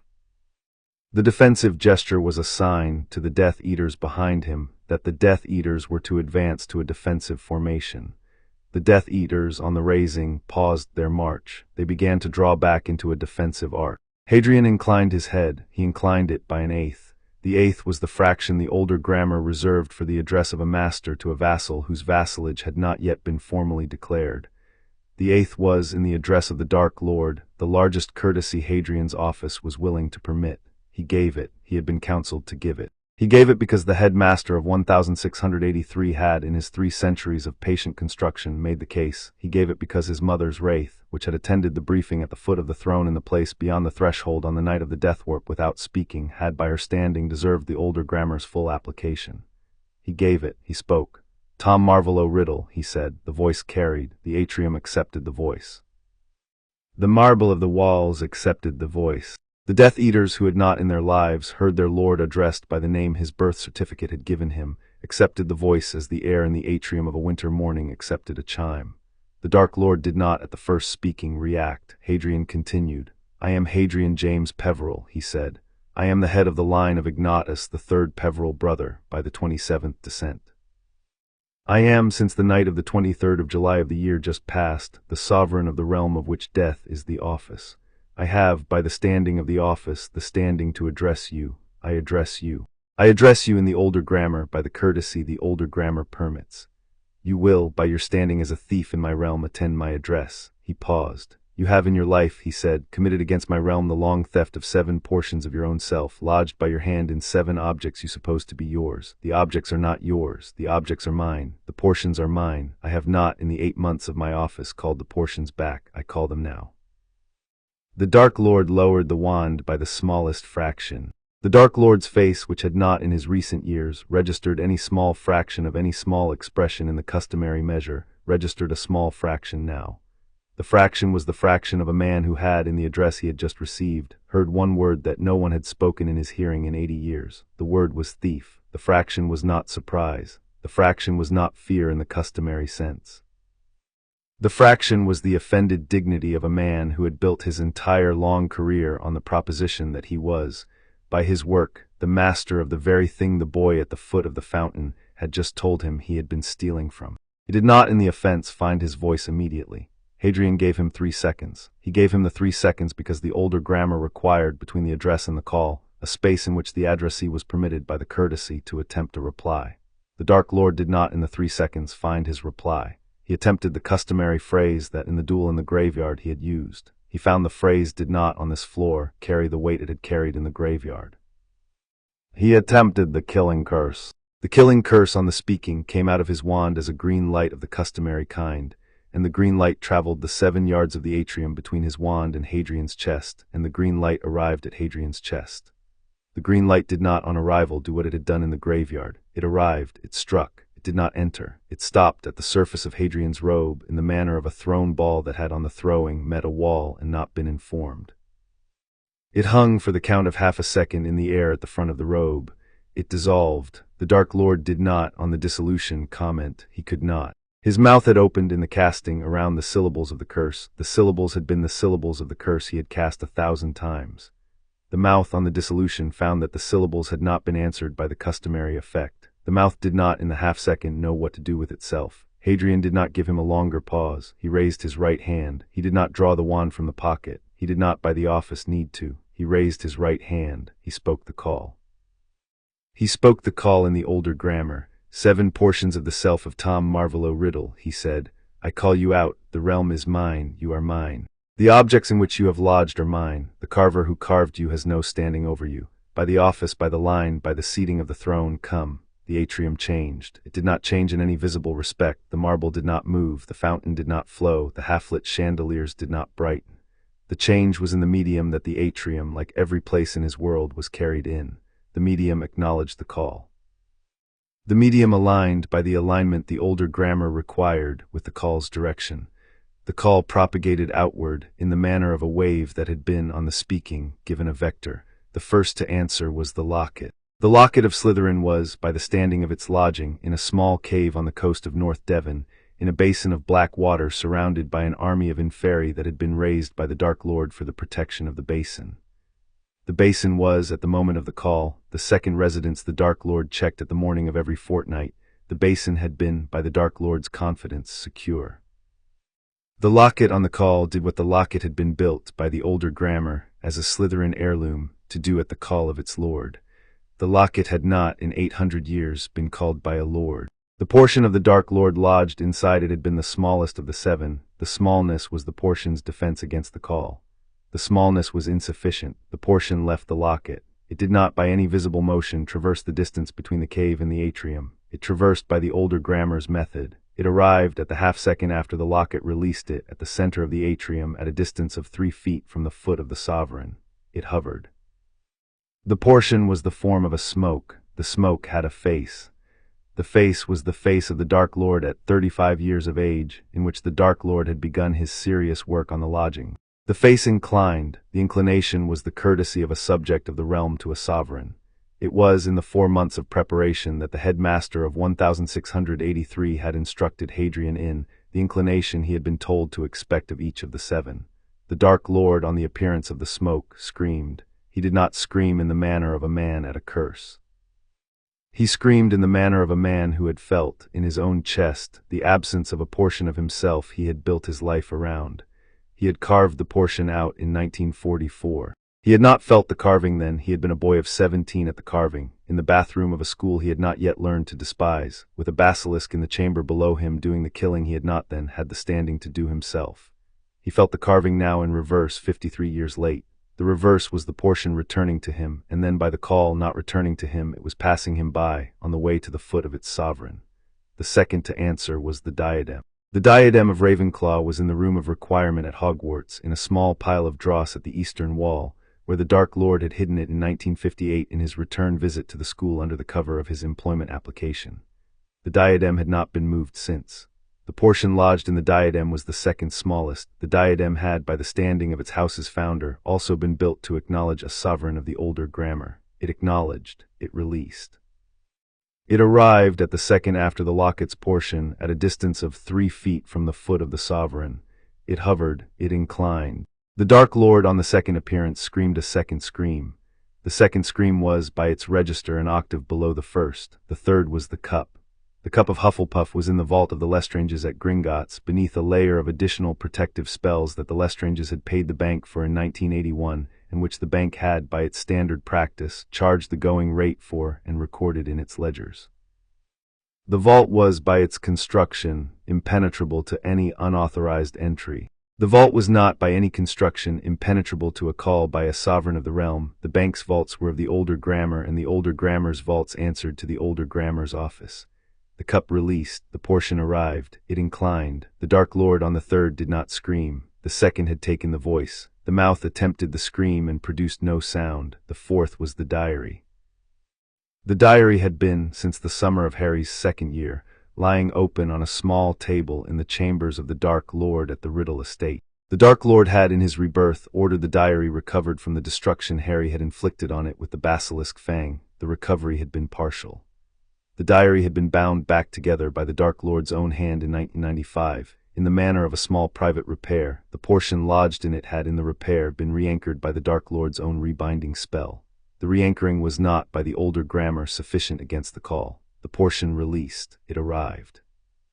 It inclined. The fifth was the ring. The ring had been in a thicket in the forest at Little Hangleton for 53 years, since the Dark Lord had hidden it there in the year after his own father's killing. The ring had been in the 7th of his school years, sealed in the wall of his grandfather's shack by a curse the Dark Lord had laid himself. The curse had been the curse that, in the summer of the year just past, had nearly killed Dumbledore on Dumbledore's recovery of the ring. The curse had been broken on the morning of the 1st of March by the action of the office at the moment of the giving of the ring to Hadrian. The stone in the ring was, by that moment, free. The portion lodged in the ring's setting was the 3rd largest. It had been carved in the year after the killing of the grandfather, and it was, by its dimensions, the most personally indignant of the 7. It released. It arrived. It inclined. The inclination was, by the small altered angle of the smoke's neck, a fraction less than the others. The headmaster of 1683 had warned Hadrian in the briefing that the 5th would be the least courteous. The 5th's bearing was not, however, by its lesser courtesy, any less obedient. It had come. The 6th was the snake. Nagini, the great serpent who had been the Dark Lord's intimate companion since his return to a body in 1995, had been raised by him to the standing of a 6th Horcrux on the night after the killing of Bertha Jorkins in 1994. She had, since her elevation, lived in his apartments at the Riddle estate. She had been on the night of the 16th of March, by his arrangement, coiled around his shoulders at the moment of his stepping into the flue to the atrium. She was, on the second of the call, at the foot of his right boot, on the marble floor of the atrium, where she had slid in the half-second before the locket's appearance. The portion lodged in Nagini was the second largest of the 7. It was, by the standing of its host, the most bodily of the lodgings. The snake had, in the 17 seconds since the call's speaking, become, by her serpent perception of the office's bearing, aware of the change in the room. She lifted her head from the marble. She turned the head, in the manner of the serpent's manner, away from the Dark Lord and toward the center of the atrium. The Dark Lord, who had been, in the long years of their companionship, the only being she had ever, by her serpentine standing, recognized as her master, did not, in this minute, register on her serpent perception as a master at all. The portion in her was withdrawing. The portion, by the withdrawing, was carrying with it the master bond the snake had felt for 15 of the last 60 seconds of her life. She slid, in the manner of a snake on a polished floor, across the 7 yards of the atrium between the Dark Lord's right boot and the sovereign's left. At the foot of the sovereign she stopped. She lifted her head. She inclined. The serpent inclination was of a different geometry from the smoke inclinations. It was, in its own register, the same courtesy. Hadrian inclined his head by a 16th to her. She lay her head on the marble in the manner of a vassal who had presented her bearing to her king and was waiting his pleasure. The 7th was the portion that had been in his scar. It had been, since the seating in July, in the keeping of the realm. It had, in the 7 months, been kept in a small chamber of the office that the headmaster of 1683 had identified for the keeping. The chamber had been at the periphery of the place beyond the threshold, in the manner the headmaster of 1683 had said was customary for portions of an unwilling parentage. 7th on the call did not need to traverse a distance. It had been already in the realm. It moved by the older grammar from the chamber to the foot of the sovereign. It hovered, it inclined. The 7th's inclination was a full quarter. The headmaster of 1683 had told Hadrian that the 7th would be the most courteous of the 7. The 7th had, in 7 months of keeping, internalized the standing of the office in a way the other 6 had not had the time to do. The 7th was, by the headmaster's reading, the closest thing to a loyal subject the carver had ever, in his vanity, created. Hadrian regarded the 7 portions and the snake. He spoke the next sentence in the older grammar. The sentence was the sentence the office had prepared him to speak at this moment. "You are received," he said. "You are, by the call, withdrawn from the carver. You are, by the call in the realm. You will, by the realm's discretion, be unmade. You will not in the unmaking be lost. You will be returned to the original substance of the soul that was carved, in your 7 equal portions, and the substance, by the office's correction, will be released in its single self into the after of the realm. The original soul will not, in the after, retain the bearing of the carver. The original soul has been, by the carving, divided. The division has, by the office's count, been a violence the realm does not permit. The correction is, by the office, made. B. The 7 portions, on the speaking, dissolved. They did not vanish in any showy register. They dissolved in the manner of a snowfall ceasing in midair. They left no marks on the marble. They left no residue in the medium of the atrium. They were simply no longer in the atrium. They were, by the speaking, in the after of the realm, in the form the speaking had named. Nagini, on the speaking, also dissolved. The portion in her had been her tether to the long life she had been given by the Dark Lord. Without the tether, the body had no further claim on the realm's animation. The serpent body on the dissolution was no longer a serpent body. It was a coil of leather and an arrangement of bones lying on the marble at the foot of the sovereign. The bones had been, in their original purpose, the bones of a snake. The bones did not, on the original purpose's resumption, complain. They lay. The Dark Lord stood at the center of the formation his Death Eaters had drawn around him, with his yew wand in his right hand. He stood in the bearing of a man who had been, for 7 months, by his own confident reckoning, the lord of an empire of 7 anchors, who had been told in the last 47 seconds by a boy of 16 that the anchors were not his, who had felt in the same 47 seconds each of the 7 anchors leave his standing, who had then felt on the speaking of the unmaking his own self diminish in 7 simultaneous registers by the 7 portions that had been his self. He had been 7 portions. He had carved himself in 73 years of work into 7 portions. He had believed by his work that the 7 portions had been distributed against the day that any one of them might be destroyed, that by the distribution he had become the only wizard since Herpo the Foul to have a soul that could not, by any conventional method, be killed. The 7 portions had been, by the carving, the whole of him. The whole had been, by the carving, distributed. The distribution had, in the 47 seconds, been recalled. The recall had taken, on the speaking of B, the 7 portions out of his standing. He was, at the 48th second, without portions. He stood at the 49th on the marble in his robes, with his yew wand in his right hand. He stood by the inertia of the body alone. The body was, by the older grammar, the body of a man who had been 71 in 1997. The body, without the magic of the 7 portions to anchor it, did not have the standing to be a body.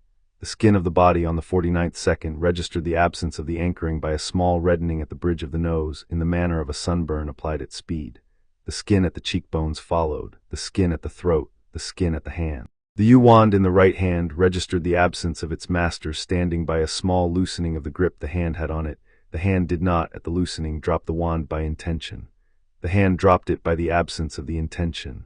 The yew wand fell to the marble. It rang on the marble with a small clear note. The Dark Lord opened his mouth again to attempt a sentence. The sentence did not, by his standing, come. The mouth on the attempting registered the absence of the standing as a small lapse in the customary connection between the part of him that intended and the part of him that spoke.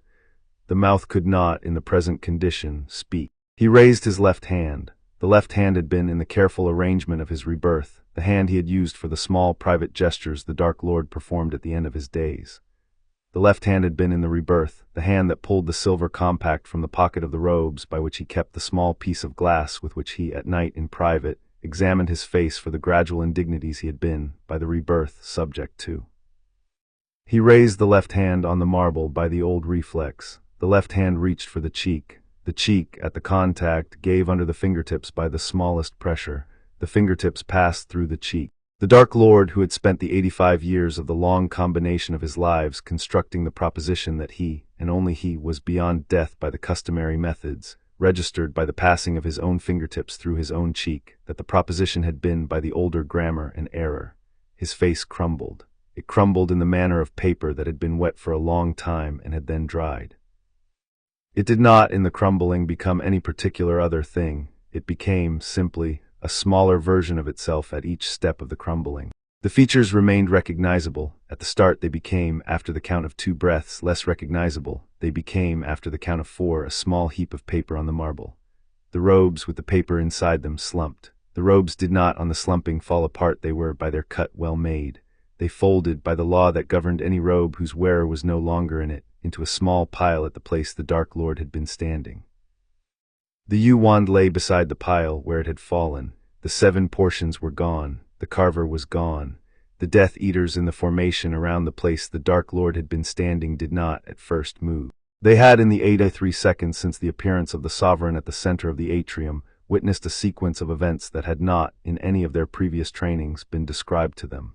They did not, by any of their preparations, have a protocol for the present situation. Hadrian, at the foot of the fountain, raised his right hand. The raising of the right hand was the signal he had told the Baron at the briefing he would give. The signal was for the Order of the Phoenix, at the entrance to the visitors' corridor, to advance. The order advanced. They came in the manner of an order that had been waiting in a corridor for the count of 73 minutes, with their wands drawn. They came in 2 columns. They came at the head of the columns with Dumbledore and Kingsley Shacklebolt and Mad-Eye Moody and Tonks. They came behind them with Lupin, with Bill Weasley, with Arthur Weasley, with the other members. They reached the center of the atrium. They saw the pile of robes. They saw the wand on the marble. They saw the body of the snake. They saw the sovereign of the realm at the foot of the fountain. They did not, by the bearing the older grammar required, attempt to address him in the customary register. Dumbledore inclined his head. He inclined it by the depth that a steward of an institution inclined to the sovereign of the realm at the moment after the office's operation had been concluded. The depth was a quarter. The depth was in the atrium, the largest single gesture of his life. Hadrian inclined his head in return by the appropriate 16th. The Aurors at the entrance to the visitors' corridor, who had advanced behind the order on the lifting of the signal, paused. They did not, by their training, know what to make of the scene. Their commanding officer, Kingsley, raised his hand at them and signaled that they were to hold their position. They held. Hadrian turned to the Death Eaters. The Death Eaters had, on the appearance of the 7 portions and the dissolution of the Dark Lord, not yet decided what posture to take. The inner ring, who were the longest serving and the most bound by the dark mark on their arms, had felt the mark go cold on the moment of the Dark Lord's crumbling. The mark had been, for 16 years, the warm anchor on which their loyalty had been hung. The mark was now, by the cooling, an ordinary tattoo. They felt the cooling as the absence of a master they had been bound to for nearly 2 decades. The second ring, who had taken the mark in the year since the rebirth, had felt the same. The third, who had not yet been marked, had felt nothing in their arms. They had, however, witnessed the dissolution. They were, by the witnessing, in a smaller version of the position of the others. Hadrian addressed them. "Death Eaters of the late Tom Marvolo Riddle," he said, "I am the sovereign of the realm. You have, in the year just past, conducted on behalf of the late lord a war of theft against my country and my world. The war in its tally has cost the realm 1,043 lives by the count my office maintains. The lives are, in the after of the realm, in my keeping. They will, by the office, be attended to. Are by the immediate operation of the realm, no longer the agents of a lord. The lord is, by the older grammar, unmade. The bond which the carving installed in your arms is cooled. You are by the dissolution free of him." He paused. "You are not by the dissolution free of me." He paused again. "I will, by the courtesy of my office, give you the small grace of a choice. You will, in the next 30 seconds, lower your wands. You will set them on the marble. You will step 3 paces back from the wands. You will permit the aurors of the Ministry of Magic to take you into their custody. You will, in the days ahead, be tried by the institutions of the country, which have not, by my standing, been unseated. The institutions will, by their imperfections, render imperfect judgments. You will accept the judgments. By the older grammar, you will be the subjects of the country in which you were born. The country in which you were born will, by the older grammar, decide what to do with you. This is the first option. The second option," he said, "is that you raise your wands at me. The raising will be the second war you have in your lives declared.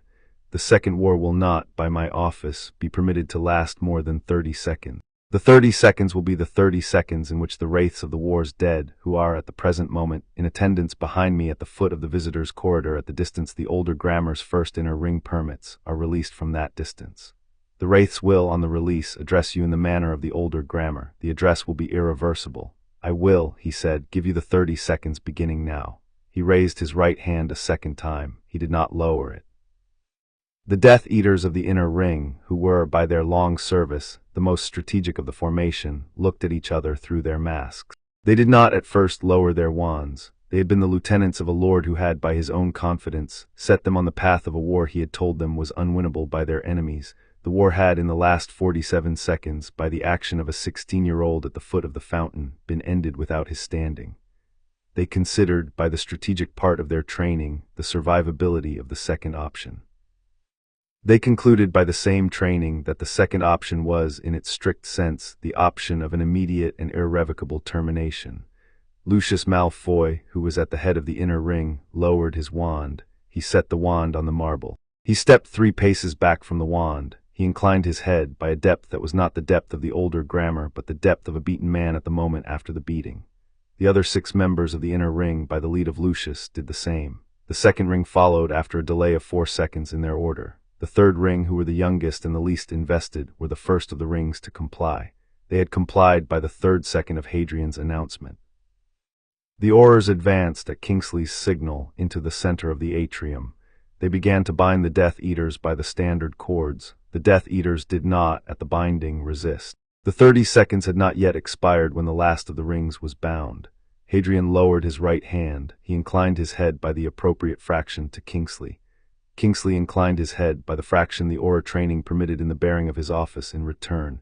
Kingsley did not, by his standing, have the older grammar's training. The inclination was a borrowed one. The borrowing was, in this moment, sufficient. The atrium settled.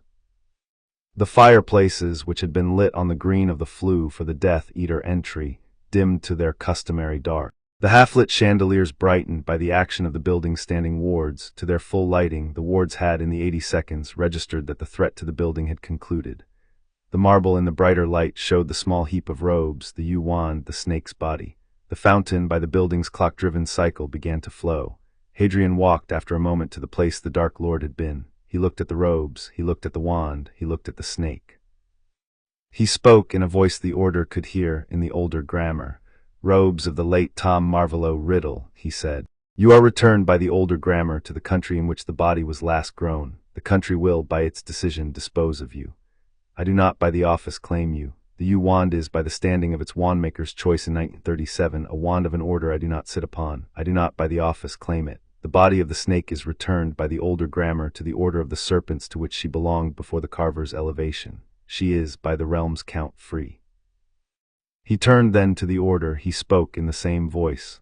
"Order of the Phoenix," he said. by the courtesy of my office, the war is, by the present hour, concluded. The carver is unmade, the agents of the carver are in the custody of the aurors. The wraiths of the war's dead are, by the present hour, in the realm's keeping. Their names will in the days ahead be communicated to the ministry by my office's instrument for the proper commemoration.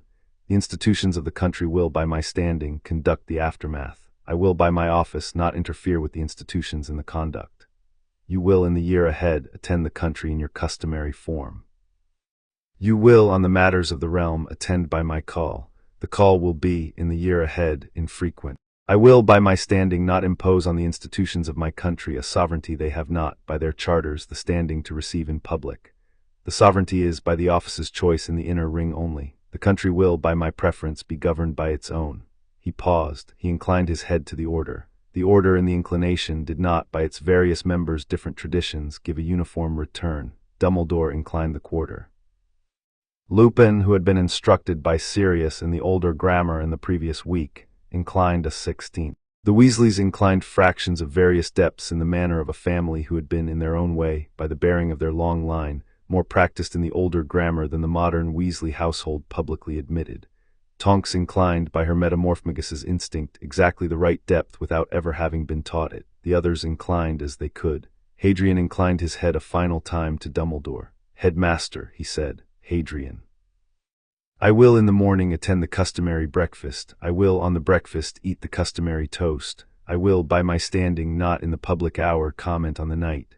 You will. You will, by your standing, manage the press. I will." He inclined his head a final time. He turned. He walked in the direction of the visitors' entrance corridor. He paused at the entrance. He set his right hand on the marble of the doorway. He spoke in the older grammar in the voice that the order could hear and the country at the level of its wraiths could feel. "To the wraiths of the war's dead," he said, "by my office, you are in the count of the realm 1043. You are, by my standing, kept. You will, in the year ahead, by the courtesy of my office, be attended to in the order of your dying. You will, in the order, be permitted small audiences for the small businesses of completion that your deaths have left in your families. The audiences will, by the office, be at the houses of your families, by my standing instruction. The ministry will, by my office's request, not interfere. By the older grammar you are addressed, by the office you are received." The atrium at the speaking registered for the count of half a second a chill. The chill was the medium's acknowledgement of the address. The chill on the half-second withdrew. He stepped through the entrance. The corridor accepted him. He walked in the corridor to the alcove. He took the older corridor. He walked the 40 minutes. He emerged in the 7th-floor corridor of Hogwarts at 23 minutes past midnight by the count of the castle's bells. He passed the wraith of the headmaster of 1683, who had moved from the upper trophy room to the corridor, in the bearing of a counsellor whose counsel had been vindicated. The headmaster inclined the quarter. Hadrian inclined the 8th in return. "My lord sovereign," the headmaster said. "Headmaster," he said. "The realm," the headmaster said, "is, by the count of my reading, in good order. The 7 portions are, by the office's instrument, undone. The Dark Lord is, by the office, no more. The war is, by the operation, concluded. The country, by my reading, will, in the morning, learn the conclusion in the form the order's announcement will take. The realm, by the office, has been served." "By the office," Hadrian said. "My lord," the headmaster said, "I have, by the older grammar's protocol, a single matter to raise before retiring. Speak." The instrument of address by which my lord received the bearing of the 7 portions was, by my observation, executed in the proper manner. The bearing of the unmaking was, by my observation, the proper bearing. The grace given to the agents of the carver was, by my counsel, the correct grace. The address to the order was the address. The address to the wraiths of the dead was the address. And my lord, in the address to the wraiths of the dead, gave the dead the standing of audiences. The audiences are, by the office, granted at the houses of the families. The wraiths will, in the year ahead, attend the audiences in numbers the families will, by their unpreparedness, be in some difficulty to receive. I would, by my counsel, recommend that the office establish, in the morning, a small department of the office for the management of the audiences. The department would be, by my reading, a courtesy to the families. Department would be, in addition, the first formal institution of the office in my lord's world.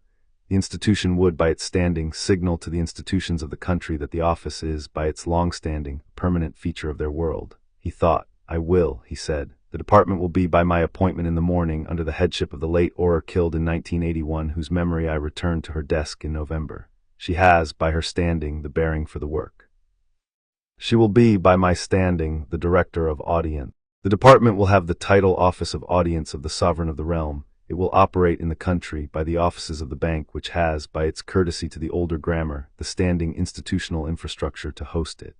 My lord, you will, by my standing, communicate the appointment to her at the convenient hour. It will be in the morning by my reading. Good. Headmaster, you may retire. The headmaster inclined his head a depth he had not given Hadrian in the 7 months. The depth was a third. The depth was, in the older grammar, the depth of a senior counselor at the close of a long crisis. He withdrew. Hadrian walked to the door of the dormitory at 29 minutes past midnight. He took off the cloak, he folded it, he set it in the trunk, he set the wand beside the cloak, he set the ring of the Peverells on the shelf above the trunk, he set his own wand at his belt, he sat on the edge of the bed. He did not, on the sitting, register an emotion in the customary sense. He registered the realm as in good order. He registered the war as concluded. He registered, in particular, that the boy he had been at the foot of the fountain was now a man who had, by the operation of his office, settled the matter for which the office had been seated. He had, in the 7 months and 17 seconds since the death work, performed the work the office had set him. The cold of the office was, in the dormitory, his standing temperature. The cold was not, in this hour, any colder than it had been at the foot of the throne in July. It was, by the standing of the office, the same cold. The cold would, by the office, be his cold for the duration of his bodily life. The cold would, after the bodily life, be his cold for the duration of the after. He lay down. He pulled the covers to his chest. He did not sleep immediately. He lay, for the count of 41 breaths, in the bed, with his eyes on the canopy of the four-poster. He thought in the manner of the office of nothing in particular. He listened in the manner of the office to the realm. The realm in the hour was attending. The wraiths of the dead were arriving at the houses of their families in the order he had appointed. The wraiths of the older orders were returning to their stations. The wraith of the Dark Lord in the after of the realm was, by the office, in a small chamber of his own. The chamber would not, by the older grammar standing, ever be opened. The chamber would be the address of the wraith for the duration of the after. He closed his eyes. He slept. In the morning, at breakfast, he ate 2 pieces of toast. He drank a cup of tea. He inclined his head by the appropriate fractions to Ron, to Hermione, to Ginny. The Prophet, by the morning circulation, had on its front page a headline of a size the Prophet had not, in the 7 months of the war, used. The headline read, "He who must not be named slain at ministry, Order of the Phoenix concludes the war." Hermione, opposite, read the headline twice. She looked then at Hadrian. She did not, by her bearing, ask the question. She had, in the 7 months, learned not to ask the questions whose answers the older grammar reserved. She inclined her head by a fraction that was the largest she had given him in the 7 months. The fraction was a fifth. He inclined his head by a 16th in return. She inclined her head a further small fraction. He drained the tea. Ron, on his left, was eating toast. Ron looked at the headline with the expression of a man who had been a year into a private grief and who was, by the headline, going to be permitted in the year ahead to begin to recover the warmth the grief had cost him. Ron inclined his head by the fraction of his own calculation in Hadrian's direction. Hadrian inclined his head by the corresponding fraction in return. He set down the cup. He stood. He inclined his head to the table. He walked with Hermione and Ron to the morning's lesson. The lesson was defense against the dark arts. The instructor, on Hadrian's entry, inclined his head by a fraction the instructor had not, in his aura years, ever given anyone. Hadrian inclined his head in return. The lesson began. The school, by the standing of the older grammar in the inner ring, continued. The country, by the broader standing of its institutions, would, in the year ahead, recover. The realm, by the office in the keeping of its sovereign, continued. He took the customary notes. Chapter 7 End.